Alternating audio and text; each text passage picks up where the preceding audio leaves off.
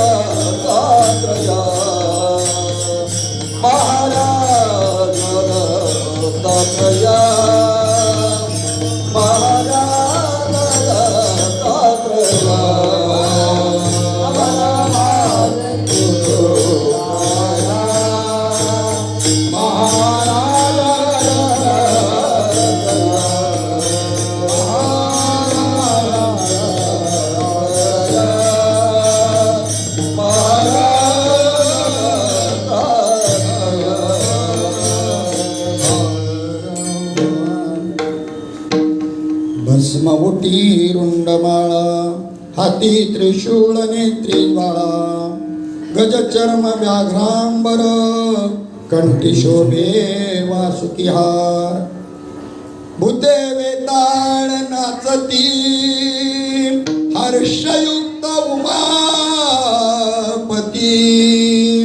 गजचर्म व्याघ्रांबर कंठी शोभे वासुकिहार तुकामणी दिगंबर तया माझा नमस्कार गजचर्म व्याघ्रांबर कंठी शोभे वासुकी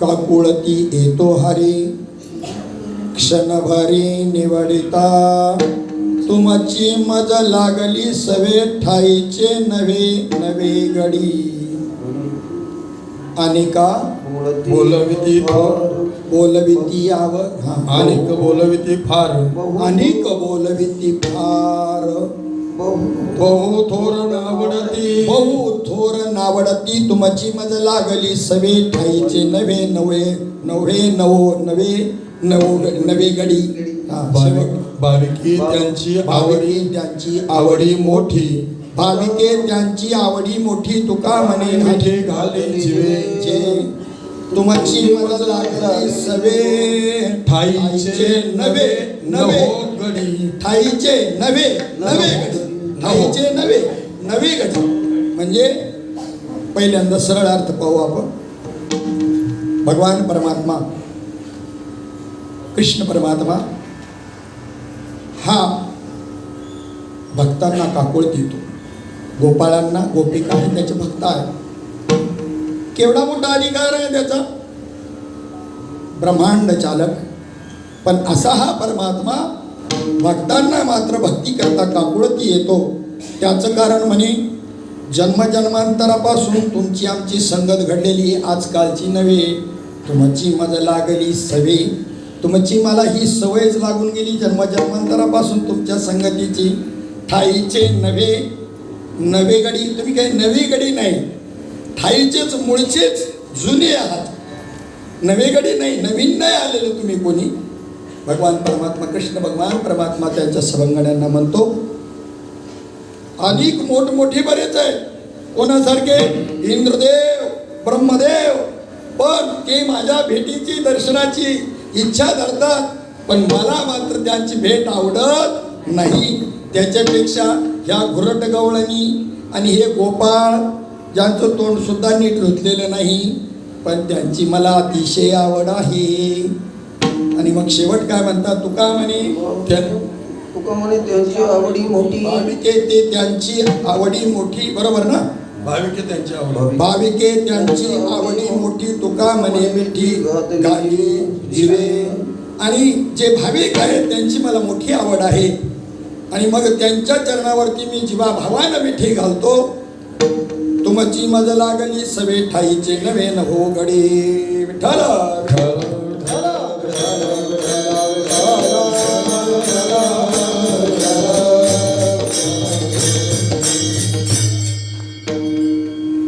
या प्रस्तुत काळी प्रस्तुत ठिकाणी आपण जे साधू संतांच्या हाकेला हो देऊन या ठिकाणी आला, त्याबद्दल सर्वांचं सुस्वागतम. आणि साधू संतांनी चालवलेला अनादी कालापासूनचा मार्ग आणि त्या वाटेने जात असताना त्याचं त्या ठिकाणी काय व्हावं, उजळणा व्हावी. निमित्त मात्र काही असू द्या, त्या वाटेने जाताना त्या मार्गाची उजळणी व्हावी, अनादिकालाच्या मार्गाची. या दृष्टिकोनातून या गोकर्ण क्षेत्रामध्ये गुरुवर्य हरिभक्तीपरायण बिभीषण बाबा ठाकूर, हरिभक्तीपरायण सौ वंदनाताई ठाकूर, प्रणव महाराज ठाकूर, सर्व त्यांच्या तिन्ही कन्या, बाकी असलेला सर्व परिवार आणि आपला सर्व साधक परिवार, त्यांच्याबरोबरचा आपले सर्व, आपण सर्व एकच आहोत. हे सर्व या ठिकाणी आला. आणि आपण कधी आलो, किती दिवस झाले याचं भान आपल्याला नाही. काल मुलाचा वाढदिवस आहे, तिकडून फोन केला त्याने, कॉन्फरन्स कॉल सगळे. आणि मग नाथ म्हणते, बाबा तुमच्या ध्यानामध्ये नाही. म्हणलं तू बाई इथे येऊन बघ माझ्याबरोबर पुढच्या वर्षी, मग समजेल इथे आज दिवस कोणता आहे. हे जर आम्हाला कळत नाही तर तारीख कधी कळायची आहे की नाही. वस्तुस्थिती 2च दिवस झाल्यासारखं मला वाटतंय. आपण फक्त 2 दिवसापूर्वी आले असं मला वाटतं.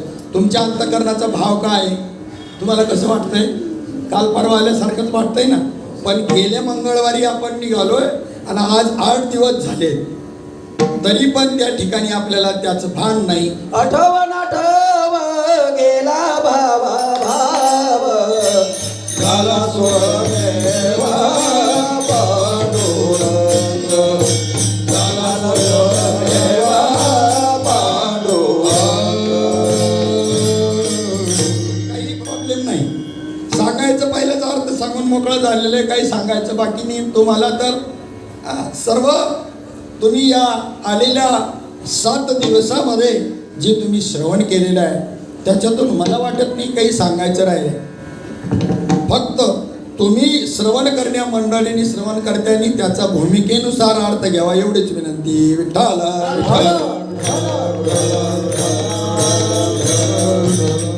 नाही तर बुद्धिभ्रम झाल्याशिवाय राहणार नाही. कारण 2 मार्ग आहेत. साधन मार्गामध्ये एक प्रवृत्ती मार्ग आहे आणि एक निवृत्ती मार्ग आहे. ज्ञानेश्वरीच्या प्रत्येक अध्यायामध्ये जवळजवळ पाऊण अध्याय इथपर्यंत प्रवृत्ती मार्ग मांडला आणि उरलेल्या पाव अध्यायामध्ये निवृत्ती मार्गाचं मार्गदर्शन केलेलं आहे. तेव्हा प्रवृत्ती मार्गीयांचं म्हणणं ज्या वक्त्यांनी इथे मांडलं त्यांचंही चूक नाही, आणि निवृत्ती मार्गीयांचं म्हणणं ज्या वक्त्यांनी मांडलं त्यांचंही चूक नाही. मग परत तुम्ही म्हणाल आलाच का तिथं त्या संबळवाल्यासारखं, हे बरोबर, हे आमचं बी बरोबर, तुमचं बी बरोबर, हो तुमचं बी बरोबर, सांभाळवाल्याचं काय चुकीचं नाही. हो, हे दृष्टांत सिद्धांत कधीच नसतात. दृष्टांत पटण्याकरता असतो. भूमिका भिन्न भिन्न आहे की नाही अंतःकरणाची. सांभाळवाल्याचा दृष्टांत कसा चालू शकेल? मी एक दृष्टांत देतो माझ्या पदरचा, हा जर चालला तर सांभाळवाल्याचा बी चालत. दृष्टांत सिद्धांत कधीच नसतो. सिद्धांत पटण्याकरता दृष्टांत असतो. एक रस्त्याने चाललेला असताना मुळामुठा नदी पुण्याची, आणि तो म्हणला एवढ्या लांबून आणि गरका घालून जाण्यापेक्षा मधून लोक जात का नाही. जलपर्णी वाढलेली होती पाण्यावरती. जलपर्णी म्हणजे पूर्व आच्छादित झालं होतं, हिरवगार गवत. म्हणलं इथून सरळ गेलं तर एवढी लांबून जातात, एडीच आहेत लोक. आणि घुसलं जाणार निघालं रस्त्याने चालत. तर तसं त्याच्या खाली काय होतं, जलपर्णीच्या चिखल असतो, चिखल पूर्ण. त्याच्यामुळे तर ती जलपर्णी वाढलेली असते. नुसतं पाणी असते तो गोष्ट वेगळी. आणि जे अडकलं म्हणता, अडकल्यावर तसं वाचवा वाचवा करून हलायला लागल्याबरोबर शेजारून जाणाऱ्या 2 ग्रस्तांनी पाहिलं. हो म्हणले, थांबा मी तुम्हाला वाचवतो, पण तुम्ही एकच करा, हलणं बंद करा, जागेवर तटस्थ उभे राहा, तर तुम्ही वाचाल, नाही तर वाचणार नाही. त्यांनी हालचाल थांबवल्याबरोबर तो खाली ओढला जायचा, खचला जायचा. ते थांबलं, क्रेन आणलं, काही वस्तू आणल्या, त्याला त्यातून सुखरूप बाजूला काढलं. त्याला सोडल्यावर पुढे चालायला लागले. विहीर पाहिली. म्हणलं महिला पाणी ओढत होत्या. पाणी घेतलं, त्यांना सांगितलं 2 अंगावर बादल्या ओढून घेतल्या. आणि ते बादले ओढून घेत असताना जे पडलं विहिरीमध्ये, वाचवा वाचवा पुन्हा बोंबलायला लागलं. त्याबरोबर ते ज्यांनी दोघांनी वाचवलं होतं ते तिथं आले. आल्यानंतर त्यांनी सल्ला दिला, म्हणले भाऊ जरा हातपाय हलव, हातपाय हलव. मला काय विचित्र लोक आहेत राव. हेच दोघं मागाशी होते तेव्हा म्हणले हातपाय हलू नको, आणि आता म्हणतात का हातपाय हलव. काय करावं यांचं, काय काय करावं, काय म्हणे कोणाचं ऐकावं. तर त्यांचं चूक होतं का, यांचं चूक होतं का? सांभाळ बिंबाळ गेला कुणीकडे गेला, सांभाळ राहिला. आमचं हेच बरोबर, हेच बरोबर राहिलं कुठं. एकच गोष्ट सांगायची आहे. अध्याय 18चे लेख काय, 700 श्लोक, 18 अध्यायांचे लेख. देव बोलिले एक, तुझे नाही. इथून तिथून परमात्मा स्वरूपच आहे. आणि त्या ठिकाणी तुला मला भ्रम झाला, मी जीव आहे असं, तो भ्रम काढून टाकायचा. मूलतः तुम्ही ब्रह्मस्वरूप आहे, बस झालं. इथे जरी जय विठ्ठल केलं तरी झालं. आणि हे जर नाही सांगितलं तर संतांचा निरोप अपुरा राहिला. विठ्ठल विठ्ठल.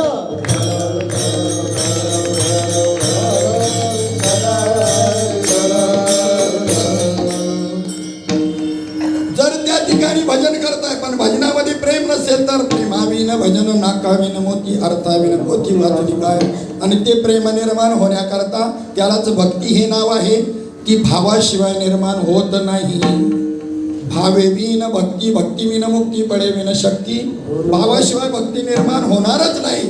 एका जनार्दनी ऐसी अष्ट सात्विक भाव उत्पन्न होता देव कृपा करी, अन्यथा नाही.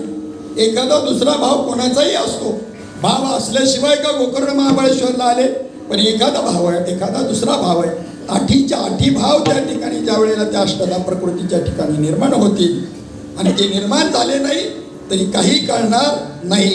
पण नुसते अष्टसात्विक भाव निर्माण झाले आणि तेवढाच परमार्थ नाही. अष्टसात्विक भावाशिवाय परमार्थ नाही. आणि नुसतं अष्टसात्विक भाव म्हणजे परमार्थ नाही. विठ्ठल विठ्ठल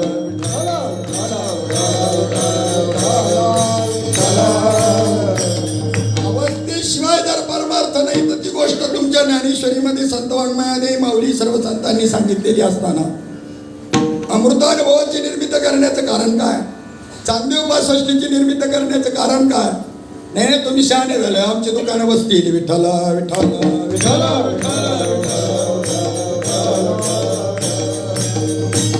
अरे तुम्ही जो अमृताच्या पुत्रांनो, आमचे बिभीषण भाऊ म्हणता अमृताच्या पुत्रांनो. विवेकानंद म्हटलेला शब्द आहे त्यांनी त्यांना ठेवला.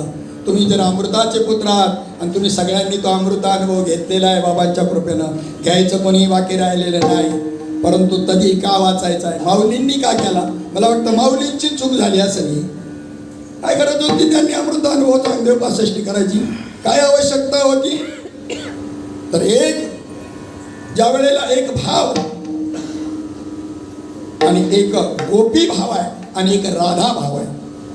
गोपी भावातून राधा भावामध्ये परिवर्तन होत असताना प्रबोधाची गरज आहे. गोपीभाव हा अनुग्रहाच्या नामाने प्राप्त होईल. ध्यानात ठेवा, खंडन मंडन अजिबात नाही. एका एका स्टेपनी एका एका पायरीनं वर जायचे. एक एक बालवाडी पहिली दुसरी तिसरी करत MA पर्यंत जायचंय. त्या वर्गामध्ये गेल्यानंतर त्या वर्गाचा अभ्यास करायचा आहे. तो अभ्यास केल्याशिवाय MA झालेलाच नाही. कोणालाही खंडन मंडन करण्याचा अधिकार नाही. वेदांनी केला नाही, शास्त्रांनी केला नाही. आम्ही आमच्या सोयीनं वापरतो. कसं वापरतो? व्यसनमुक्ती चळवळ चालवली होती आणि व्यसनमुक्ती चळवळीच्या साहेबांनी काय केलं माहिती आहे का? त्याला आलेले सगळे सभासद कोणी हरिभक्तपरायण थोडेच होते. एका काचेच्या टेबलावरती 2 मोठे काचेचे ग्लास घेतले. एका बाटलीमध्ये बिसलेरी बॉटल होती, त्याच्यामध्ये शुद्ध पाणी सर्वांना दाखवलं आणि एक देशी दारूची बॉटल आणलेली होती, तीही सर्वांना दाखवली. एका डबीमध्ये काही गांडूळं आणलेली होती, ती गांडूळं त्या ठिकाणी आणली. शुद्ध असं पाणी आणि पहिल्या ग्लासामध्ये ओतलं आणि त्याच्यातली 4-2 गांडूळं सोडली. त्याच्यामध्ये आनंदाने त्याच्यामध्ये पोहत होती. तीच गांडूळं या ठिकाणी दुसऱ्या ग्लासामध्ये देशी दारूची बॉटलमधली दारू ओतली. तीच गांडूळं पाण्यात टाकलेली इकडे चिमट्याने टाकली. एक क्षणामध्ये तडफडून मेली. आणि सर्व सभासदांना विचारण्यात आलेल्या श्रोतीवर्गांना विचारलं, यातून तुम्ही काय निष्कर्ष काढाल? त्यावेळेला एका सभासदाने सांगितलं, साहेब मी सांगू का? आपल्या पोटामध्ये या गांडुळासारखे अनेक कृमी आहेत, म्हणून देशी दारू रोज प्यावी, ती असेच तडफडून वरती. अर्थ लोपले पुराण नाशक नाशक गाण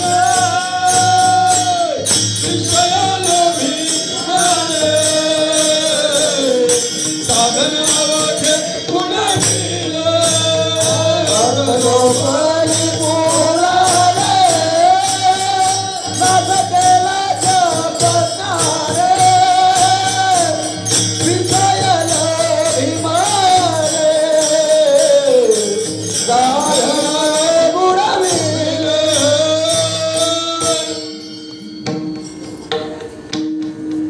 त्या दिवशी हरिभक्तपरायण गुरुवर संपत महाराज यांनी सांगितलं की एक ओवी अशी आहे 8व्या अध्यायामध्ये ज्ञानेश्वरीच्या, आणि मरणी जया जे आठवे तो तेची गती ते पावे, येणे कारणे स्मरावे माते तुआ. कोणा करताय? तुमच्या करताय?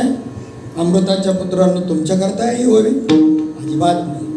कारण त्याच 8व्या अध्यायामध्ये हे प्रवृत्ती मार्ग अगोदर सांगताना मी सांगितलं, उत्तर जो काही त्या ठिकाणी प्रवृत्ती मार्ग उत्तराध्यायात त्याच्या आहेत त्यावेळेला शेवटी आलेल्या ओव्या पहा आणि मग तिथे त्या ठिकाणी आलेल्या ओव्यांमध्ये शेवटच्या श्लोकाच्या खाली मज तरंगपणा असे की नसे हे पाणीयाशी काही प्रतिभासे हे सगळं सांगत असताना एक ओवी त्याच्यामध्ये आली, विठ्ठल विठ्ठल ऐसिया बोधाचे निसुरवाडे मार्गा मार्गाचे साकडे तया सोहम सिद्धा न पडे योगियासी. कोणत्या मार्गाचं साकडं? तर पहिल्या त्या 8व्या अध्यायामध्ये सुरुवात केल्यापासून अर्चिरा मार्ग आणि धुम्र मार्ग सांगितला. कोणाकरता सांगितला? अमृताच्या पुत्रांकरता नाही सांगितला. अजून ज्यांच्या गळ्यात माळही नाही आणि जे प्रवृत्त सुद्धा झालेले नाही त्यांना थोडीशी भीती दाखवली आणि अर्चिरा मार्गाने देह ठेवल्यानंतर काय गती प्राप्त होते? धुम्र मार्गाने जर प्राण ठेवला तर काय गती प्राप्त होते? थोडीशी फलाभिलाषा दाखवली आणि त्यांना प्रवृत्त केलं. त्यांच्याकरता तो विषय.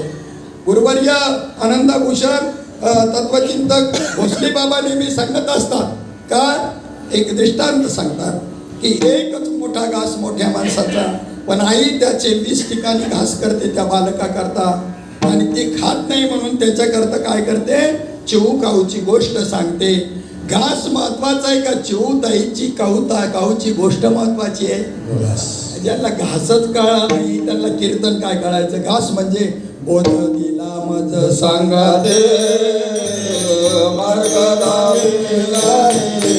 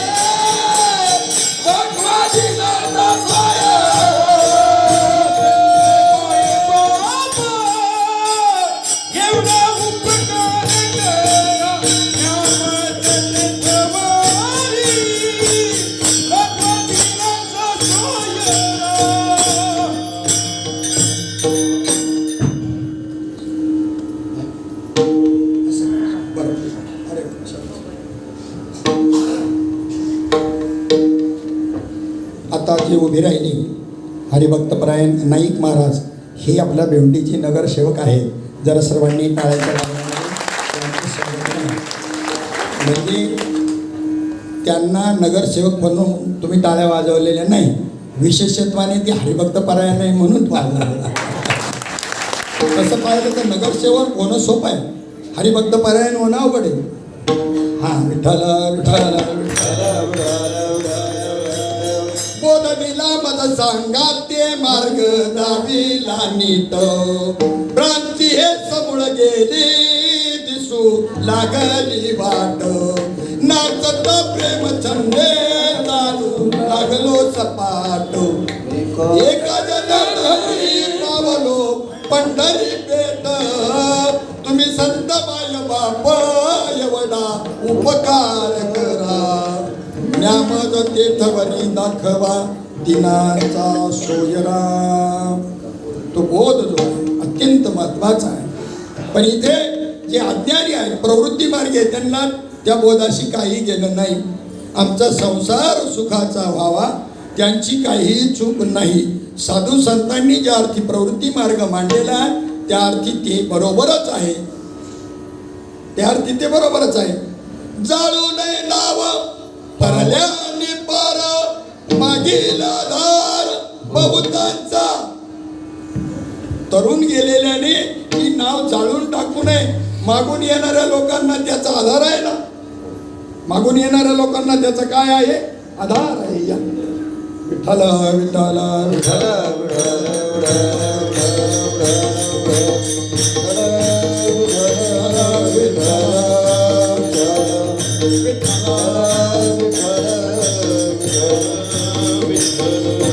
परंतु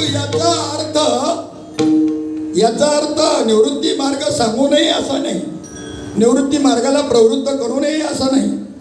तो प्रवृत्ती मार्ग आचरण करता करता करता करता शिवलीला अमृत वाचता वाचता वाचता वाचता त्याच्यामध्ये बोधाचं मांडलेलं सुंदर विवेचन, केले कर्म झाले ते कसं भोग आले याचं केलेलं विवेचन, आणि त्यातून प्रवृत्ती मार्गी याची लोक घाबरून तरी निदान काय करतील, या प्रवृत्ती मार्गातून परमार्थाला लागतील, पुढे निवृत्ती मार्गाला येतील. आणि जर हे नाहीच कळलं तर हे जरी न कळलं बोला, हे जरी नाही कळलं तरी दुसरा येईल, हे जरी नाही कळलं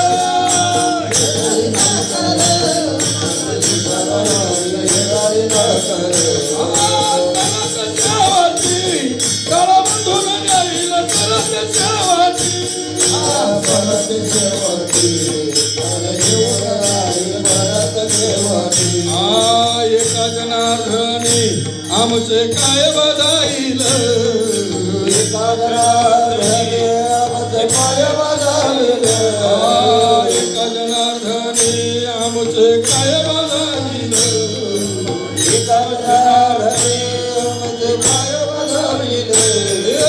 पिकला माधोरी बोलबोली देखा, पिकला माधोरी, पिकला माधोरी बोल बोल पवन, पिकला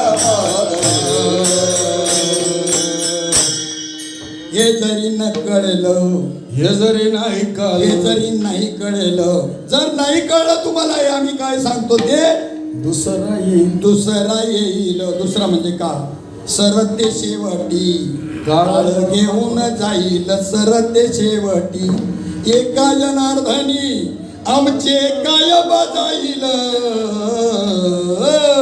पिंगळा महाद्वारी भोईसा बोलतो बोली, पिंगळा महाद्वारी मारती तोडती छोडती यमाचे किंकर, यमाचे किंकर भाऊस आलं पुढे, मारती तोडती छोडती निष्ठुर, मारती तोडती झोडती निष्ठुर यमाचे किंकर भाऊसाल. बरेच मंडळी म्हणतील मग गुहाय मारतातच की, आणि आम्ही बी मरणारच की, पण मरण्याची परी आहे की. हे मरतं तेव्हा काय होतं माहिती आहे का, ते जे काही नको ते खाल्लेलं नको ते पेलेलं अटकतं अटकतं, रक्ताचं संचलन नीट होत नाही आणि प्राण सहजासहजी जात नाही, असं अंग पिळू पिळू तडफडू तडफडू मरत. काय आलं ही तर आहे मरणाची. बुवा मरतो आणि तुम्ही बी बिगर बुवा बी मरणार आहे, भक्ती न करणारे बी मरणार आणि भक्ती करणारे मरणार आहे. देहाचे जे काही व्यथ आहेत त्याच्यात मात्र फरक असणार आहे. किती फरक असणार आहे? झाकलिया घटीचा दिवा नेनो काय झाला पांडवा, या कार्य या रीती जो देह ठेवी. अशा पद्धतीनं एखादा पेटरल्या दिव्यावर झाकण जर ठेवलं तो जसं सहज विझून जातो, तर या देहातून प्राण जाताना त्याला कळत की नाही. पण प्रवृत्त होण्याकरता ही यमपुरी सांगितले, प्रवृत्त होण्याकरता हे सावधान प्रवृत्ती मार्गांना सांगितले की देहातून प्राण जाताना जी इच्छा होईल त्यानुसार जन्म घ्यावा लागणार आहे. तेव्हा भगवंताचं स्मरण करा, भगवंताचं स्मरण करा असं सांगितलं जातं. पण निवृत्ती मार्गीयांकरता मात्र त्या ठिकाणी तो विषय नाही. त्यांच्याकरता काय सांगितलं की ही ओवी ज्ञानेश्वरीमध्ये नोट करा, महाराजांनी सांगितली, मी आठवण करून देतो. जे मरणाईलीच कडे या देहाचं मरण यायच्या अगोदर मजसी मिळून गेले पुढे, ते मरणी आणखीकडे जातील केवी. ते या देहाच्या मरणानंतर अजून कुठे जाणार आहेत? कुठेच नाही, आधीच मला येऊन मिळालेले आहेत. उरले ते हरी तुम्हा समर्पण. प्रारब्ध कसंही असू शकतं, पण याच गोष्टीचा आमचा निश्चय होत नाही. पण त्याने असं का केलं आणि तिनं तसं काय केलं, त्याचं नाही चुकलं, तुमचं चुकलं. विठ्ठल विठ्ठल.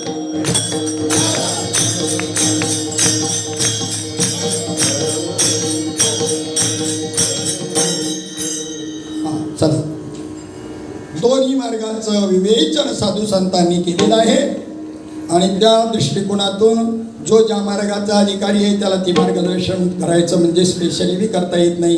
कीर्तनाच्या माध्यमामधूनच नकळतपणे दोन्ही मार्ग यांना मार्गदर्शन करायचं, स्पेशल मार्गदर्शन म्हणून नाही करायचं, करताही येणार नाही.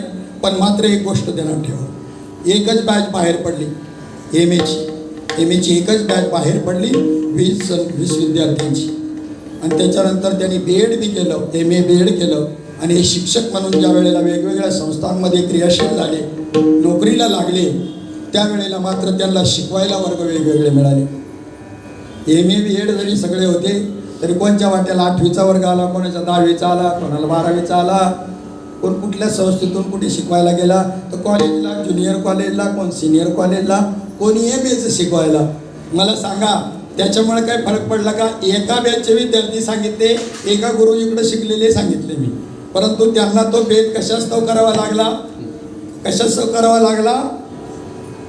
बाळकाचे चाली माता जाणून पाऊल घाली. मग इथे किती त्या गुरुजींचं शिक्षण तर फक्त MA आहे, MA BEd आहे. एखादा विद्यार्थी त्याच्या पुढेही अजून त्या ठिकाणी MA BEdच्या पुढे काही नाही, पण समजा PhD केली त्याच्यावरती त्याने, त्यानंतर MBA केलं, गुरुजींच्या पेक्षा उच्च लेवलचं शिक्षण घेतलं, तरी त्याला ज्यांनी त्या MA BEdला शिकवलं त्यांनाही तो तेवढाच आदर देतो. एवढंच नाही तर बालवाडीमध्ये 1ली, 2री, 3रीला ज्या गुरुजींनी शिकवलं त्यालाही तेवढाच आदर देतो का कमी जास्त आदर असतो? किंवा कमी जास्त असावा काय? प्रवृत्ती मार्गाचं मार्गदर्शन करणाऱ्यांबद्दल आदर, निवृत्ती मार्गीयांचं मार्गदर्शन करणाऱ्याबद्दलचा आदर समत्वानं आपल्या ठिकाणी असायला पाहिजे, याबद्दल वाद नाही. पण निवृत्ती मार्गाला गेलेल्यांनी प्रवृत्ती मार्ग सांगण्याऐवजी आचरून दाखवायचा आहे आणि निवृत्ती मार्गाला त्या ठिकाणी अनुभवाला आणून द्यायचा आहे. विठ्ठल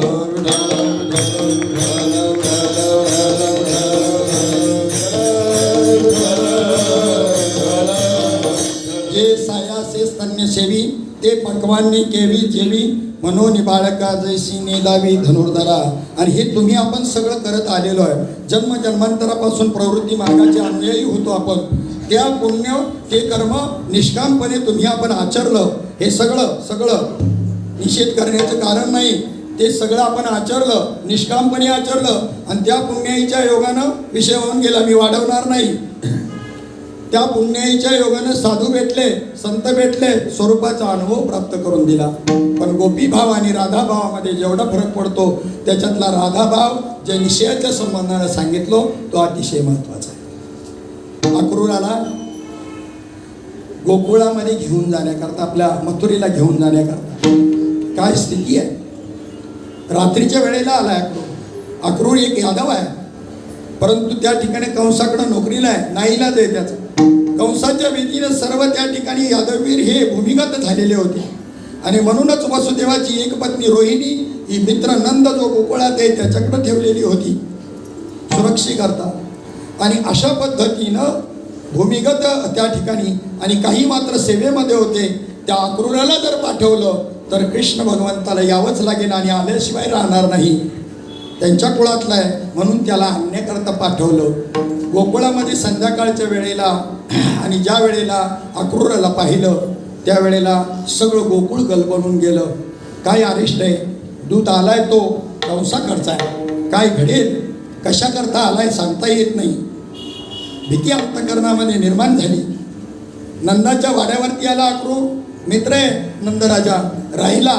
सांगितलं कंसानी धनुर्याग यज्ञ आरंभलेला आहे आणि दोन्ही राजपुत्रांना यांना कृष्ण आणि बलरामाला घेऊन जायचे अशी ऑर्डर आलेली आहे. तुम्ही पण या सगळे सर्वांना आमंत्रण आहे, पण यांना मी पुढे घेऊन जातो, तुम्ही नंतर या. आणि त्या पद्धतीने निरोप सांगितल्यानंतर नंद आणि यशोदेची काय अवस्था झाली असेल. सकाळच्या वेळेला तर या सगळ्या गवळणी नंदाच्या वाड्याच्या भोवती त्या नंद गावामध्ये सगळ्या जमा झालेल्या आहेत. अक्रूराच्या रथावरती ज्या वेळेला परमात्मा बसलेले आहेत त्या गोपिकांची अवस्था पहा कसा आहे. गोपी भाव तो रथी चढले वनमाळी आकांत रथी चढले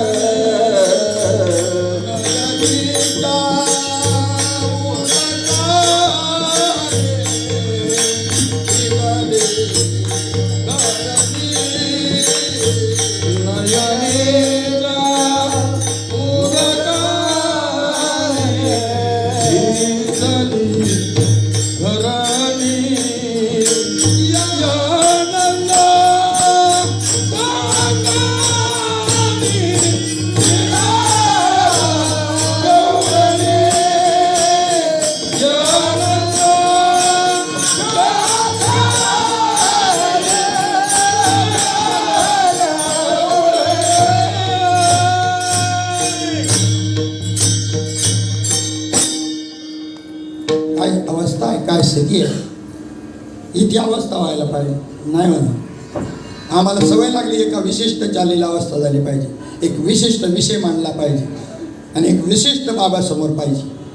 सगुण प्रेम आहे कोण नाही म्हणतं, बरोबर आहे सगळं. गोपी भाव सांगून राहिलो आहे मी, हा गोपींचा भाव आहे. आडेवा पडल्यात रथाच्या पुढे. कसं तरी त्यांचं निवारण करत करत गोकुळाच्या बाहेर अक्रूराने रथ काढला. कृष्ण भगवंतांनी त्यांना विनवणी केली, त्यांना बी काकुळकी येतो हरी बाजूला करतोय. आणि बऱ्याच अंतरावर गेल्यानंतर रस्त्याच्या मध्ये सुद्धा नाही, रस्त्याच्या कडेला राधा उभी आहे. तिला मला वाटतं ह्या अवस्थेचा अनुभव नसल, गोपिकांना होता त्या अवस्थेचा अनुभव तिला नसल असं वाटतं का. अरे तिचा अनुभव हाच राधा भाव आहे. गोपी भावामध्ये न्यूनता, पण राधा भावामध्ये पूर्णत्व. राधा भावामध्ये विवेक आहे, गोपी भावामध्ये फक्त भाव आहे. म्हणून या ठिकाणी तिचा राधा भाव पहा कसा आहे, राधेचा भाव कसा आहे. तुझी इच्छा बोलायचं असेल तर बोल, नाही तर ती ताडवी गेली असती या बाकीच्या गोपींसारखी. नाही, रस्त्याच्या कडेला उभी आहे, त्याची इच्छा असेल तर तो माझ्याशी बोलेल, का बोलणार नाही. त्याने रथ थांबवलं, राधीला सांगितलं तिने सांगितलं ज्या कार्याकरता तुमचा अवतार आहे त्याला आमचं पहिलं अनुमोदन आहे. आमचं प्रेमराव बाजूला, आमचं जे जे काही आहे ते संसार आहे. आमचं परमार्थ जरी असला तरी आमचा संसाराच चाललेला आहे. हो, कशा करताय? आमचा परमार्थ सुद्धा संसारिकच इच्छा आहे. आणि म्हणून हा दृष्टांत सगळे आपले महात्मे मंडळी सांगत असतात. नारद मुनींचं त्या ठिकाणी देवाचं एक वेळेला डोकं दुखायला लागलं. नीट विचार करा, राधा भाव गोपी भाव याच्यातलं अंतर आपल्या समोर मांडतोय. माझ्यावर जबाबदारी टाकली बिभीषण महाराजांनी. काय की घर सारवायचं पूर्वी कोणाची घर असायची? कारवीची घर असायची, कारवीची. आणि शेणाने सारवायची. पोरीश्वरीने सारावलं का आत्याबाईने शेवटचा हात मारायचा, विठ्ठल विठ्ठल.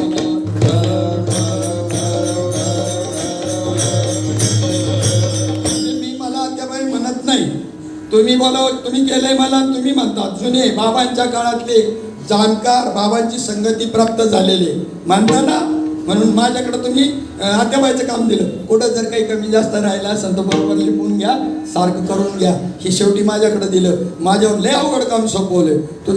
तुमचंच काम लय सोपं झालं सगळ्यांचं, पण माझ्यावरती जबाबदारी आली आणि म्हणून मला हे निवाड्याचं बोलावं लागतंय.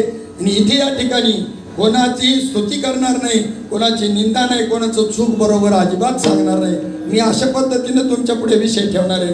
तुम्हीच चिंतन करून बरोबर काय काय चूक कोणाचं नाही, बरोबर बी नाही, अजिबात नाही. पहिल्यांदाच सांगितलं, चूक कोणाचंही नाही, बरोबर आहे. बरोबर चूकचा विषयच नाही. भूमिकेनुसार तुम्हाला ती गोष्ट निवडावी लागेल. भूमिकेनुसार काय भूमिका असेल, भूमिकेनुसार अभंग. चला पुढे. मग तिनं त्या ठिकाणी काहीही बोलत नाही. कृष्ण भगवंतानी सांगितलं, राधे तू म्हणते तसं मी माझं कार्य करून लवकरच आणि या ठिकाणी तुमच्या भेटीला या ठिकाणी येतो. तिनं साष्टांग दंडवत घातला आणि भगवान परमात्म्याने नमस्कार केला. अक्रूराला ऑर्डर दिली. हिच्यामध्ये तो भाव होता, पण अतिशय सूक्ष्म असा भाव होता. तो आता त्या ठिकाणी लोणचं मुरल्याचं प्रत्येकजण सांगतो, पण लोणचं काय मुरूनच द्यायला तयार नाही. आम्ही लोणचं मुरल्यानंतर गोड लागतं, बाबा सांगायचे. तसं ती अवस्था प्रबोध देण्याचं कारण काय? प्रबोध देण्याचं कारण काय? मार्गदर्शन कोणाला जास्त गरज आहे? PhDचे MAचे वर्ग, BAचे वर्ग ही कॉलेज जास्त नसतात. थोडेच लोक असतात मार्गदर्शन करणारे बी. त्याचे कॉलेज बी कमी, विद्यार्थी बी कमी, पुढे जायला मागतच नाही तिथून पुढे माणसं. मग गोपी भावातून राधा भावामध्ये प्राप्त व्हायचंय म्हणजे विवेक तयार झाला पाहिजे.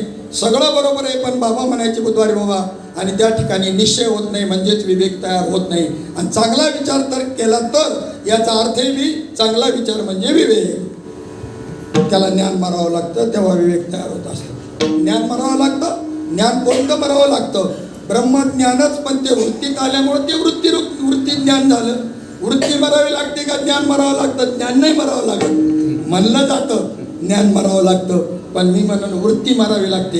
वृत्तीपणाने शिल्लक नाही राहिली पाहिजे. तुका म्हणी गंगा सागर संगमी अवघ्या झाल्या उर्मी एकमय किंवा एकरूप. अशा पद्धतीची वृत्ती, आणि त्याला सूक्ष्म भाव होता. हा स्थूल भाव जो आहे, हा स्थूल भाव याचं त्या ठिकाणी तर वर्णन केलं. आणि हेच कार्य साधू संतांनी केलंय, यात वाद नाही. सर्व साधू संतांचं अष्टसात्विक भाव निर्माण करणं आणि अनादिकालचा बोध देऊन ते प्रेम निर्माण करणं आणि त्या भावाचं रूपांतर प्रेमामध्ये होणं विवेक असेल, याची अत्यंत गरज आहे.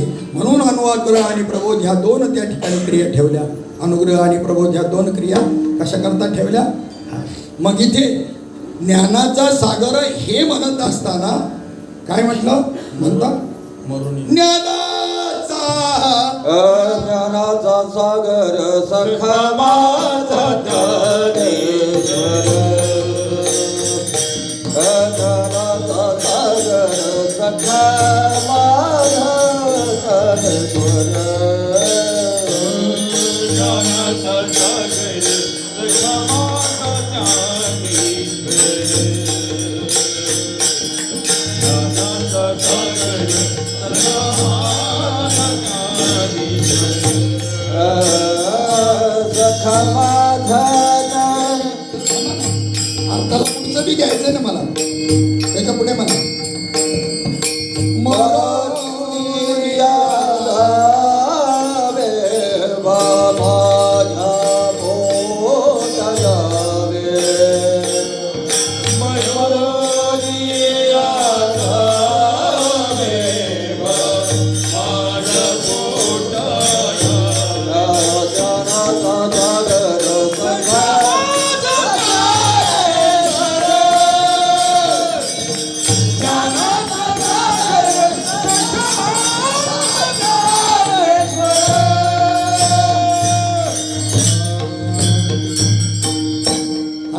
नीट एक एक शब्द पहा कसा आहे. ज्ञानाचा सागर सखा माझा ज्ञानेश्वर, मरोनिया जावे बा माझ्या पोटा यावे. ज्ञानाचा सागर सखा माझा ज्ञानेश्वर. काय मरोनिया जावे? ज्ञान मरून जावं. अज्ञान ज्ञाने नेलिया आणि ज्ञाने कीर्तिमुखत्व केले. या म्हणजे ज्ञानाचं तोंड काळं झालं पाहिजे. वृत्तीरूप ज्ञानाचं हे आहे, ब्रह्म ज्ञानाचं आहे, पण वृत्ती रूपानं आलं ना. माऊली म्हणतात आगा गंगोदक जरी झाले, जरी गंगेचं पवित्र शुद्ध पाणी आहे पण मध्यभांड्या आले. पण जर दारूच्या बाटलीमध्ये आलं तर त्याचं संगती त्याला लागते. त्या पद्धतीनं वृत्तीमध्ये तुम्हाला ज्ञान अनुभवाला आलेलं आहे म्हणजे वृत्ती त्या ठिकाणी दूषित आहे, तिचा संग त्याला झाल्याशिवाय राहणार नाही. तुम्ही म्हणाल ज्ञान एवढं गाढ प्रगाढ आहे, नाम एवढं प्रचंड आहे ब्रह्मास्त्रासारखं, हेही एकीकडे सांगता आणि पुन्हा असं म्हणता मात्रेमध्ये फरक पडतो ना भाऊ. तुम्ही किती मात्रेचं औषध सेवन केलं याच्यामुळे फरक पडतो ना. एक काडी आहे माचिसमध्ये आणि विजता विजता ती त्या ठिकाणी पेटवता पेटवता विजली. तुम्हाला कशाची राग करायची होती ती राहिली. दुसरं माचीस नाही, जवळगाव नाही, दुकान नाही, काय नाही. पण त्याच ठिकाणी ती काडी तमाम काम केल्याशिवाय राहणार नाही का? पण राहिलंच असं नाही. तुम्हाला जेवढा पर्याप्त अग्नी पाहिजे तो त्या ठिकाणी तिच्या ठिकाणी आहे, पण नाही ती मात्रा कमी आहे. मग अशी दोन्ही भाग आहे. एक अनुभव असा आहे की आपणासारखे करीत काळ. त्याच तुकोबारायांचा दुसरा अभंग असा आहे की तुका म्हणे ते न चले तातडी, प्राप्त काळ घडी आल्या विना. म्हणजे याच्याबद्दल काही राजर आहे ती त्याचा वापर करून घेतात. तुका म्हणे येते न चलते तातडी.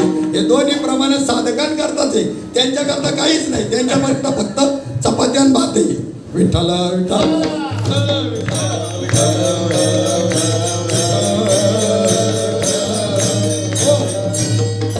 अरे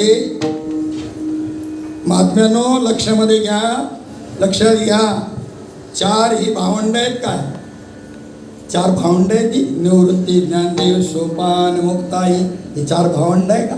भावंडाच्या रूपानं आले. कोण होती सगळ्यांना माहिती. सदाशिवाचा अवतार, त्याच्यानंतर महाविष्णूचा अवतार, ब्रह्मा सोपान झाला, आदिशक्ती, मुक्ताबाई, सर्वांना माहिती.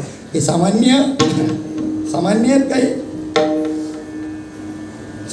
काय विषय चालला होता आपला?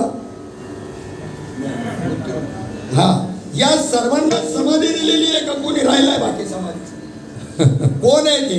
या अवस्था आहेत तुमच्या, हे माणसं नाही. मग इथे क्रम जन्मताना कोणाचा आहे? पहिला निवृत्तीचा आहे, दुसरा ज्ञानाचा आहे, तिसरा सोपान, चौथी मुक्ती आहे. त्यांचा क्रम आहे तो विठ्ठल पंतांचा क्रम आहे.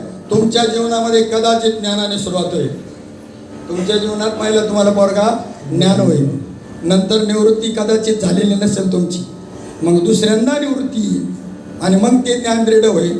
मग तुमच्यामध्ये भक्तिरूपी सोपान येईल आणि मुक्त स्थितीला प्राप्त व्हाल. क्रम वेगळा असू शकतो, पण त्यांच्या क्रमाने विठ्ठल पंतांचे असं आहे, अगोदरच निवृत्ती त्या ठिकाणी प्राप्त झाली. म्हणजे वैराग्य अगोदर होतं, ज्ञान नव्हतं. नुसतं वैराग्य सुद्धा कसं आहे? आंधळे कुणीकडे घेऊन जाईल. विवेकासहित वैराग्याचे बळ धडधडीत ज्वाळा अग्नी माझी असं पाहिजे. आणि परिणाम काय झाला त्या ठिकाणी त्यांच्या ठिकाणी पहिला पोरग अपत्य निवृत्ती आहे. तसं साधकाच्या ठिकाणी पहिल्यांदा जरी निवृत्ती नाही आली, पहिल्यांदा संतांच्या कृपेने जरी ज्ञान प्राप्त झालं तरी दुसऱ्यांदा त्याच्या योगानेच वैराग्य निर्माण होऊन त्याला निवृत्त दशा प्राप्त होत असते. त्यानंतर भक्तीचं सोपान त्याच्या हाताला लागून मुक्त स्थितीला प्राप्त होतो.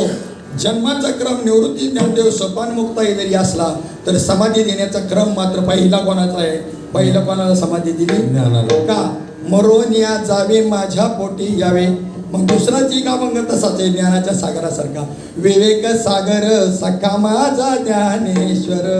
तर ज्ञान मरून गेलं किंवा वृत्ती मरून गेली त्या ठिकाणी ज्ञान म्हणण्यापेक्षा, किंवा त्या ज्ञानाला समाधी दिली की त्या ठिकाणी काय होतं? त्या ठिकाणी तुमच्यामध्ये विवेक निर्माण होतो. आणि म्हणून त्याच्याकरता त्यांना प्रत्येकाला समाधी द्यायची आहे असा भाव त्या ठिकाणी सांगितलेला आहे. समाधी खरी आपल्याला त्या ठिकाणी प्राप्त होण्याच्या वेगवेगळ्या प्रक्रिया आहेत. हठयोगामधून एक समाधी प्राप्त केली जाते. वृत्तीची तटस्थता, निश्चलता हे हठयोगाच्या माध्यमामधून प्राप्त झालेली समाधी आहे. नादब्रह्म आहे, त्याच्यातून समाधी प्राप्त होत असते. नादब्रह्मामधून सुद्धा समाधी प्राप्त होत असते, ध्यानात घ्या. त्याच्यानंतर अर्जुना समत्व चित्ताची, या पद्धतीने चित्ताचं समत्व प्राप्ती होणं आणि समाधी प्राप्त होणं. पण याच्यामध्ये त्या ठिकाणी जी समाधी तुम्हाला नामाने प्राप्त होते, म्हणजेच ही समाधी किती सोपी आहे पहा. लोक झाले नादी लागले समाधी, लोक झाले नादी लागले समाधी, लोक झाले नादी लागले समाधी, लोक झाले नादी लागले समाधी. मूढ जन नर नारी लोकारे, मूढ जन नर नारी लोकारे, मूढ जन नर नारी लोकारे, मूढ जन नर नारी लोकारे.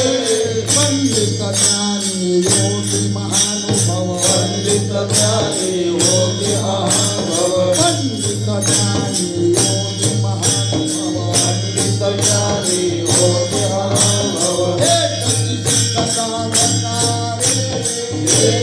सिद्धता करणारे, एकची सिद्धता करणारे, एकची सिद्धता करणारे.